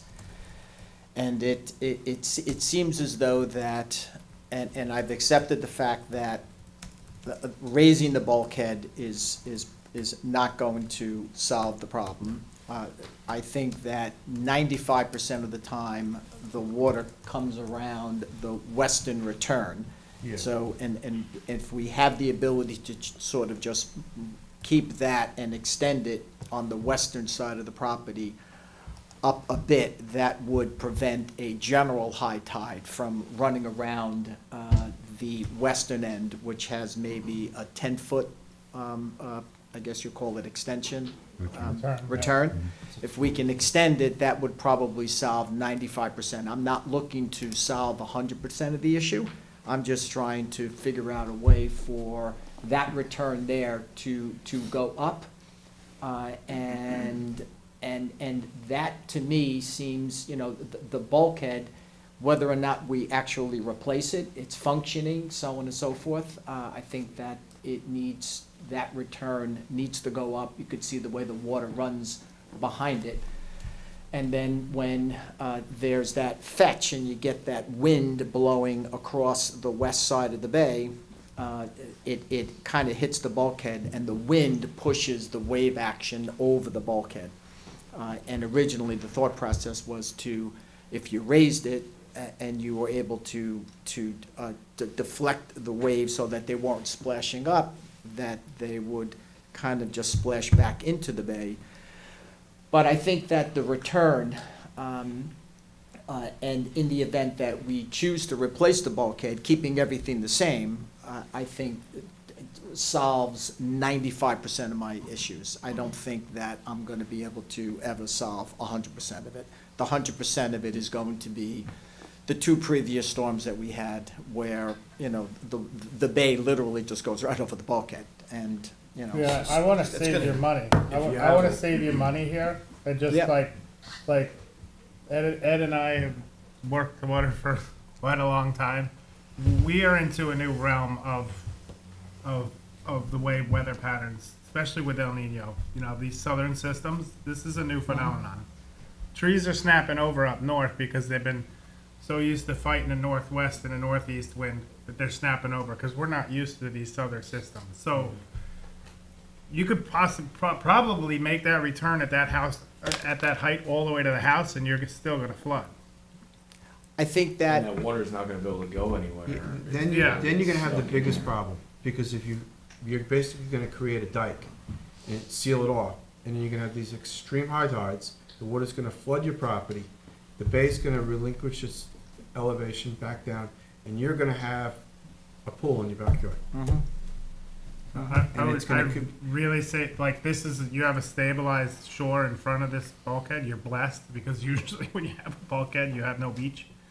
I would say save your money and, you know, look for outside funding to raise your house. I mean, They can't raise the house. That's out of the question. what? It's on a slab. It's not a house that, I mean, that's, I still think that the best option at this point is filling in directly on the footprint of the house, or like around the footprint of the house to try to, you know, create some sort That's, of wall. that's not our. Yeah, right, Yeah, it's not, I think you know, But that's what the neighbor did. right, And right, That's he what displaced it's his more, problem yeah. to your problem. right. Yeah. And as long But as the it's- neighbor to the east doesn't have that low-lying frontal property, it would work out. Because when the tide recedes, it would just go back into the bay. It seems like this problem is up outside of our jurisdiction, is what it appears to me to be. I want you to save the money with that bulkhead, is what you're gonna, like Ed said, you're gonna create more of an issue than you are gonna help yourself. And he's in the village, so he wouldn't deal with Marty Shea. No, he would deal with the village. Did you speak to the village at all about this? no. About the situation with, was it permitted? Was all that fill that was brought in on the neighbor, was it permitted? I suspect so. I have to believe so. Check. You should check. Well, because if it wasn't, and he's causing you harm, then that's an issue with, take up with your neighbor. Yeah. No, I'm going to assume with a high degree of certainty that, you know, what they did was proper. We did bring up with the village that it seemed as though that the height of the house, and the village did come back and say, well, they brought in fill. So, you know, as soon as they sort You of might said wanna that double they- check it. Okay. Have a conversation with, you can't speak from there, ma'am. Are you with this gentleman? You can come. You can come up then. Now, you can't speak from there. If you want to speak, you have to come up here. If you have something to say, you're welcome to. Yeah, but looking from an environmental standpoint, right now, you have a nice flourishing wetlands between the bulkhead and your house. And that's our mission, to keep that property flourishing. Changing the dynamics, the height of the bulkhead, or the returns is gonna change that whole dynamics, and then it's, you know, the grasses will die. And raising the height of the bulkhead, you're, on these extreme storm events, especially with north and northwesterly winds, you're gonna get wave reverberation, it's gonna bounce off, and that wetlands that's to the northeast of you with the nice grasses on it, will just get eaten away. And that's a real negative, you know, issue with raising the bulkheads. You spoke to engineer and he said you can't raise this house. No. I mean, I will sell before I raise this house. Well, I mean, it's- I'm just saying, because the problem is, Sea obviously, sea you level know, rising, the house, global yeah. warming it's only is a gonna get worse. reality. It's not so much, these, okay, case in point, Sandy, okay, was the last time we had an event like this. We had two successive storms in less than 2 weeks that were Yeah. the same power as Sandy. This is not gonna stop. and a big high tide last December, that was bad too. So we're in a trend that's bad. That's the reality. The trend is bad. Even today's high tide up there with the lunar alignments is an excessively high tide. Absolutely. So if we had a couple with a storm on top of it, it would have been much higher than the two previous storms you just lived through it there. So we can't act on this today. There's nothing that Well, we can act on. but- If, again, the return on the west side, if that went up, You have 30 feet, I think you said, from the DEC, right? yeah. And I'm not looking to, again, to prevent in the event of an event, you know, but it's really, even last night, when the tide was high, the water just rolls around, and no matter what I put there, it just erodes out. And this is a recent event over the past, you know, couple of years. That's the that- problem with returns. Yeah, so if, They get if you bring it up a little bit, then, you know, 95% of the time, it's fine. And then in the event of an event, and it's a big event, then the water still has the ability to run around it to go back out to the bay. I'm not looking to, you know, capture it. and So keep the- it. but the question- Ability for a time-lapse video of this property, maybe go back 10 years or 15 years? But, hold on a second though. But the question is, from this board standpoint on the permitting, is what is the effect on the adjoining property? from what you're requesting? No effect. I don't think there's any effect, because they've built up, I mean, I could show you pictures on my phone where, Wow. Where is that picture from? This is 2010. 2010. Yeah. That's 2022. So you lost a lot of vegetation there. Yeah. That might be one of your problems. well, it kills everything, and I showed Matt when he was there, the seawater coming in, there was a lot of vegetation there. And one, it washes it all out, because I did re-veg the entire area, literally 2 weeks after spending $20-some-odd thousand re-vegging. Literally, it went out to sea. It went right out the return. Washed up. It just went, it came in the return and just washed everything right out. And I showed Matt yesterday that there were trees that were in the back that had to be 10, 15-year-old, like pygmy pines and some bayberries and stuff like that, that just over the past couple of years died because of the salt water. Do you have intentions of re-vegging? Again, if Well, if something with, The problem with the Looks like re-vegging is 2021. that it just doesn't stay. 21? no, but that's, This is So if I 21. had the ability to keep so that the water doesn't rush out, it's coming in is not the problem. what The about a problem is, rock-filled biolog? What about a stone-filled biolog to see if you can't hold some of this to try and get some vegetation? Yeah, I mean, a bulkhead return, all you're gonna do is you're gonna go for return. That's a I return, mean, that's a if return, that it was eats 20 more property. James just had 21 up there, it looks fine, and that's only 3 years ago. Yeah. So this is all taking place in the last 3 years. yes. Well, Since it they, changed from 21 to 22, so this is 22. He's saying since they did the project next door, is that what you're Yeah, when saying? was the project implemented next door? Yeah, 2 years, that's when Yeah. everything changed on your Because property. that water's getting pushed So somewhere what you're to you. getting, yeah, you're getting. So if you're pushing water, you're gonna push it someplace else. You're the new bioswale. Exactly. That's Yeah. exactly right.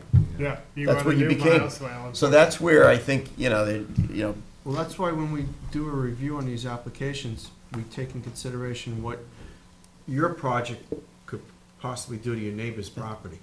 that's At this what's point, happened here. He's gotta catch up. You know, the neighbors are already impacting him. He's gotta basically Yeah. catch up to what they've done to the west yeah, there. so Yeah, but on he's- the that's east about side, jurisdiction. the east side is built Right. up with Yeah. the No, but tennis he- court. Yeah. The west side is, I could show you pictures of the west side where there's the house there, the pitch from the house to that back area is probably 5 feet. So there's like This is a, extremely unfortunate that somebody from the town or the village did not have the foresight to realize what the neighboring properties were gonna do to you. And I feel for you.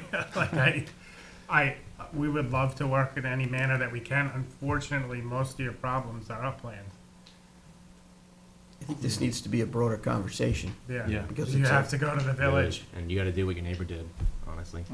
Yeah, and then you'll have the same, equal Grade. protection. Yeah, you gotta. Right now, match you it. have less protection. And if you Yeah, want to so it's- involve some form of a discussion, get them involved to try and holistically deal with the issue. But you're spanning several jurisdictions here in your resolution, it looks like to me, and you're gonna have to have a conversation with them. conversation with The village. with the village of Yeah. West Hampton. Mhm. 100%, Absolutely. and make sure that these grade increases of your neighboring properties were permitted. And then what we can do on our side to help you build this property back up without you wanting to raise the house, we will work with you the best to our ability. Is this the sort of thing where a rock revetment could be put in front of that bulkhead to?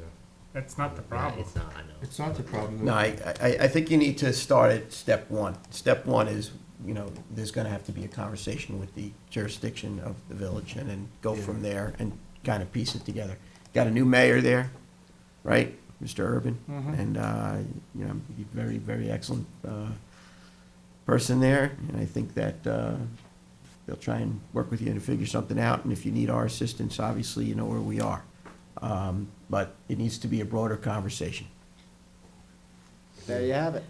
Yeah, Okay. wish we Good could help luck. you, yeah. Yeah, good luck, and any questions, bump the mat, and Yeah, I will. Yeah, Ed's got a lot more knowledge on this area than the rest of us, so. But this is, We're getting them in the right direction. You're No, talking you are about, in the right when you, direction. when you talk about knowledge, you're talking about, the dynamics of how water's gonna move and displacing and so on. There's a lot going on here, so you really wanna get it right, and, it's a bigger conversation. Yeah, it's just been exasperated I'm with sure. the house next door. I mean, Yeah. up until then, it was tolerable. Right. And now the water just runs up, and it doesn't run up the way it ran up Right. before. Now it stops and it runs Because- right back Right, into my because yard. for their action, there was a reaction, and it was detrimental to your property. And now you gotta try and figure out how you're gonna combat that, Mitigate it. and it's up further, outside of what our jurisdiction is, and it really is a broader conversation. So we're here, for our part of it, but it needs to include those folks as well, Okay. okay? But we don't want you to spend a whole bunch of money raising that bulkhead and have the same No, thing. Well, yeah, no you- success. But on the subject Yeah. of money, the gentleman's got a substantial investment in that property on its own. And, you're trying to best protect that and your quality of your life for something that you really enjoy, and I respect that. It's just, we gotta do it the right way here, so. Yeah. Okay. Thank you for coming. Thanks, Matt. Appreciate it.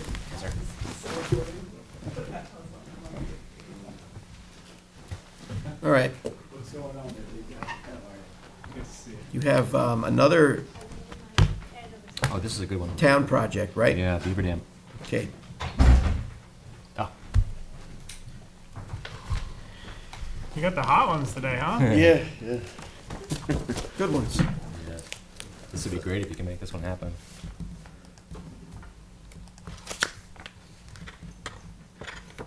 Pretty official out of there? Nah, not this one. Chip, no more projects. When you have a chance, Enough. I wouldn't mind a card.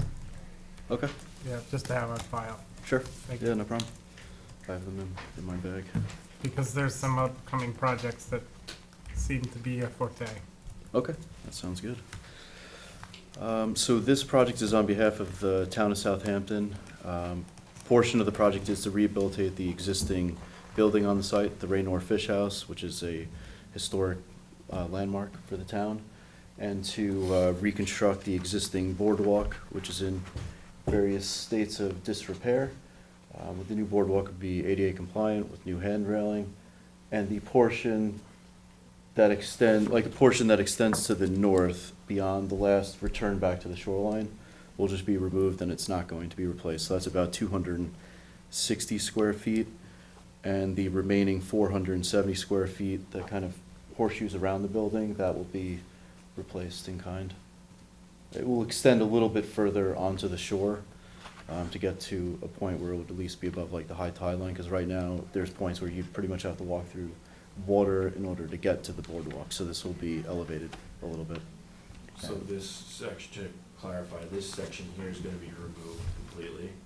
This is right there. And will not be replaced, Okay, yeah. and then just this section will be replaced, The darker, yeah. correct? Yep, And exactly. the decking material? I believe that's Ipe, yeah.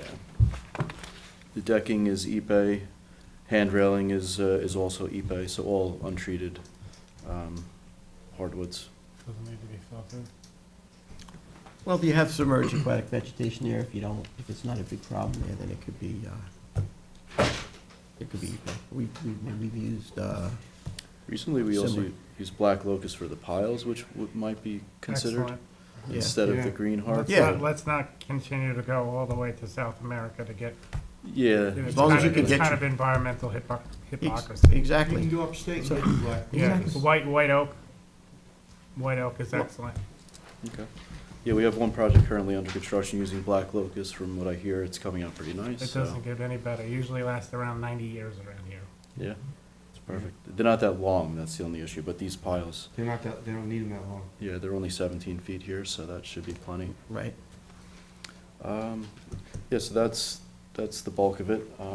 Can I ask you to just limit the description, just because it needs to go into a resolution, so we just need to specify exact dimensions and what you're doing, Okay.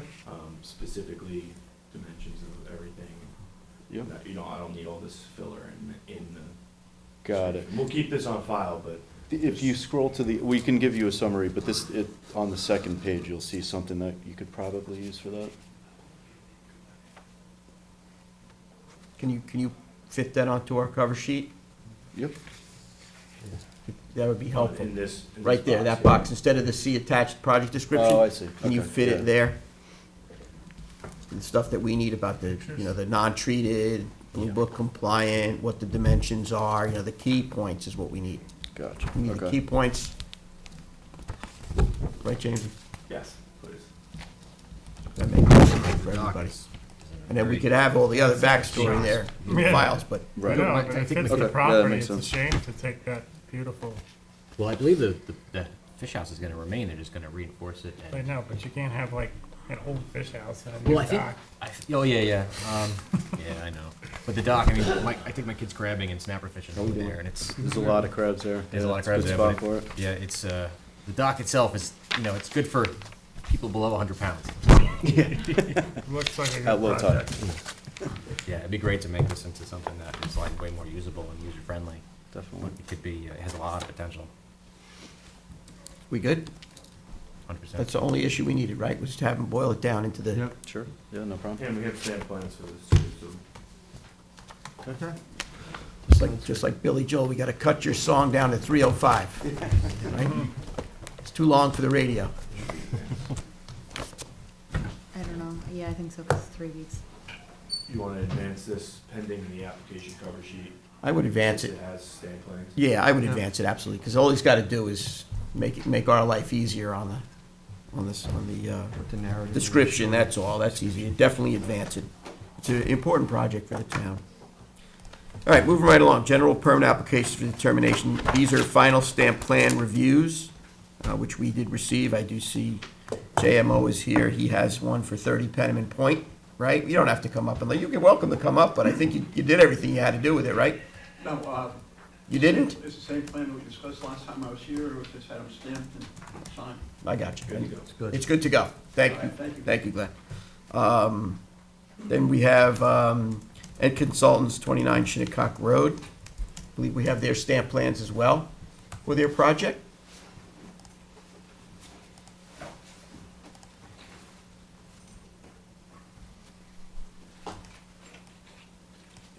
Move that ahead. Yeah, that can go.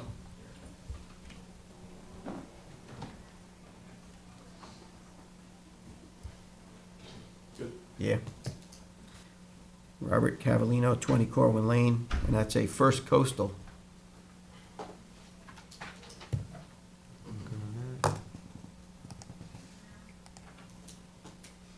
Good. Good.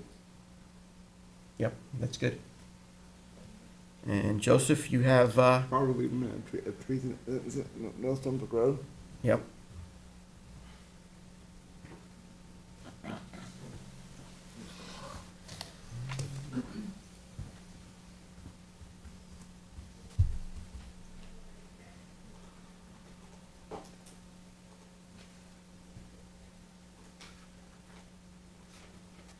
I think we gotta go to exec, right? That's next. Yeah. You have to adjourn. That's what's on there. On the list here, buddy. Sounds good. We good? Good. Good, thank you. And Trustee Warner, Bay Drive, Southampton Town, Hampton Bays, Plain Associates.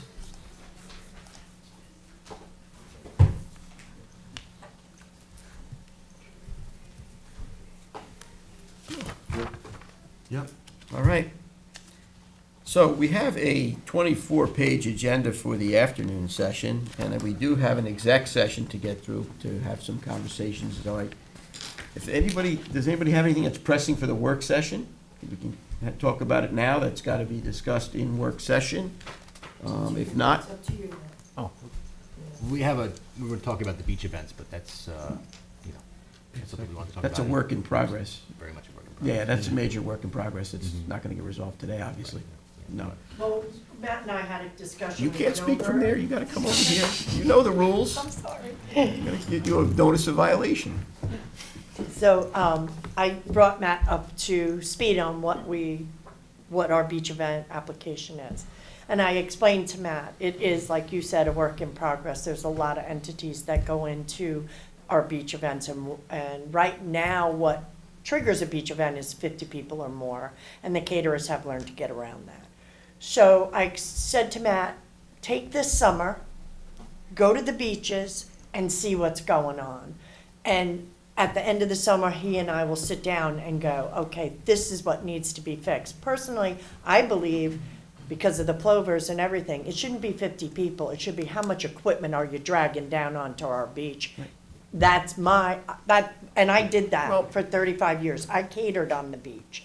So I know, I understand this, and I just said to Matt, I think best what we should do is evaluate this summer and see where we can fix those projects. I think you just did a summertime of evaluation in 5 minutes, quite frankly, is what it sounded like to me. I think you. Parties. Excuse me? I wanna go to these parties. No, we're not paying, the taxpayers are not paying you I'm to not go to the beach and party. I'm just saying, all you have That's to out do of the on question. any given night in the summer is take a walk. I think that the last history of the board over the last period of time, and testimony, whatever, but commentary from someone like yourself who's done catering and is skiing the problem, I think that we can make some adjustments and resolve the issue prior to the summer. It's not that tough. And you can continue to revise it beyond that, just based on what you just said. We know where the loopholes are and where we're getting in trouble. And it's counterintuitive to what we're trying to do in managing certain programs like threatened and endangered species. And to your point, yes, what are you dragging down here? So I think this could be a several part plan. Whereas we resolve the low-hanging fruit issues that we know are a problem immediately. and And then we evaluate if there are further revisions that need to be done. That would be my suggestion, Right. based on just Well, this 5-minute as- conversation. As Matt said, maybe instead of giving the caterers come to us, it's a commercial permit, and maybe you need to get that for the season. Yes. And then, Well, I was actually even thinking more, like have the caterers get the permit for the season, but also have the person throwing the party continue to have to pay, a permit fee for any amount of personnel as long as there's catering involved. So Yeah. it's like we would actually get them from two different directions, and you could have it self-reinforcing too, where the person who is applying for the beach event would have to list who their caterer is, and then we can go, oh, does this caterer have the permit? Oh, they don't. Well, we need to make sure that they have their permit, so they got to come to us to get that permit. Well, that's a good conversation, but I don't think it has to wait till the end of the summer. I think you can fix these problems before the season. It's just still February, and these are not that hard to fix. And then if there's further revisions that are required based on our observation throughout the season, well, by all means, make those revisions. So, good job. Carry on, Yeah, and for the number 50, it was just picked out of the sky. Right, so now we have knowledge, but. exactly. So- Because you can have a party of 10 on the beach and have a kitchen and Right. tables. No, And we all know how these things go, okay? Hey, listen, hey, Chip, stop by. Matt, stop by. Jess, stop by. Before you know it, it's a gigantic thing going on, Yeah. okay? And that's what happens. We know this. And we have responsibilities to take care of, so we know where the issues are. Let's fix and resolve the low-hanging fruit that's obvious that needs to be fixed. And then as we go through the season, if we have to make revisions, we'll then further make revisions. But that's my suggestion. So we're trying to implement I would. the permit. Because we already know Yeah. over the last decade what's going on. yes. Plus, she's got a lifetime of experience relative to this, for crying out loud. Why would you not utilize that expertise? All right, So we'll need to do some amending of the blue book. Correct. yeah. All right. Okay, Thank you. you are. All right, is there any other issue prior to, Chip was talking, about projects, and you know what? He's right, we have a lot of projects. We've got several boat ramps that have to be done, and that's a lot of moving parts. We have Spionk Shore Canal bulkheading project, which is a massive project, okay? That's ongoing here as well. Where are we in that as far as permitting and stuff? We've got, the McLean folks are actually putting together the bid spec to go out. The Okay. permits are all done. Yep. It's right now, the bid spec is getting written, and it's gonna go out, and then it's gonna have a few weeks to come back, and then we're gonna, open up those bids, and then we'll have a better indication here. But we're well on our way, all the permits are in place. There's a chunk of bonds that are sitting there. Hopefully, there's enough money there to cover this, because that is a mess. It's gotta be fixed. Well on its way. Boat ramps, not to mention Mecock, Mecock, Sagaponic, ongoing. Mill Pond, yeah. So yeah, we have a lot going on that have to be addressed, and this board works as if we're staff, right? Because we don't have a lot of staff. Also, I spoke with you this weekend about I spoke with the Big Fresh Pond group, and they would like to come back to us, and since we have 3 new members, including myself, they want to come back to us and talk to us about some issues with Phragmites and lily pads. So I told them to come back to us maybe in the April, May, when they're more out here, and to speak to us, to the board again, because they would like us to have to assist them in getting any grants, whatever. So again, to come back and talk to us, that's for them. That's very pressing to keep that going. Okay, thank you. So. I do have a quick update from legislative, Ann Welker. The LY drain is open this morning, the water's flowing, this is on Noyak Road.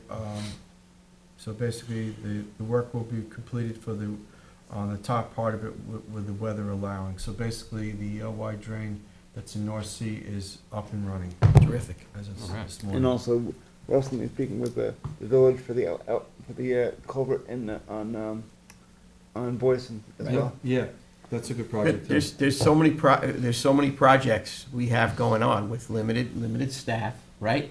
And at some point in time, there's just too Gotta much. reel it in a little bit. Yeah, there's too much Kind mustard. of a little bit, we've got good projects on the docket, we Well, can't take on any more at the moment, as I'd say. You're at the buffet and your plate is full and you're looking at that slice of prime rib and Yeah. you're trying to figure out how do I get it on here, That I would My figure out. metabolism is not what it was. I'd figure that out. I'd figure that out. Anyway, if there's nothing more, we have an executive session that we have to go to have some conversations on some things. So I will present a motion to adjourn and go into exec for the purpose of discussing personnel and confidential legal issues. Second. Seconded by trustee Warner, all in favor? Aye. Okay, meeting adjourned, going to exec.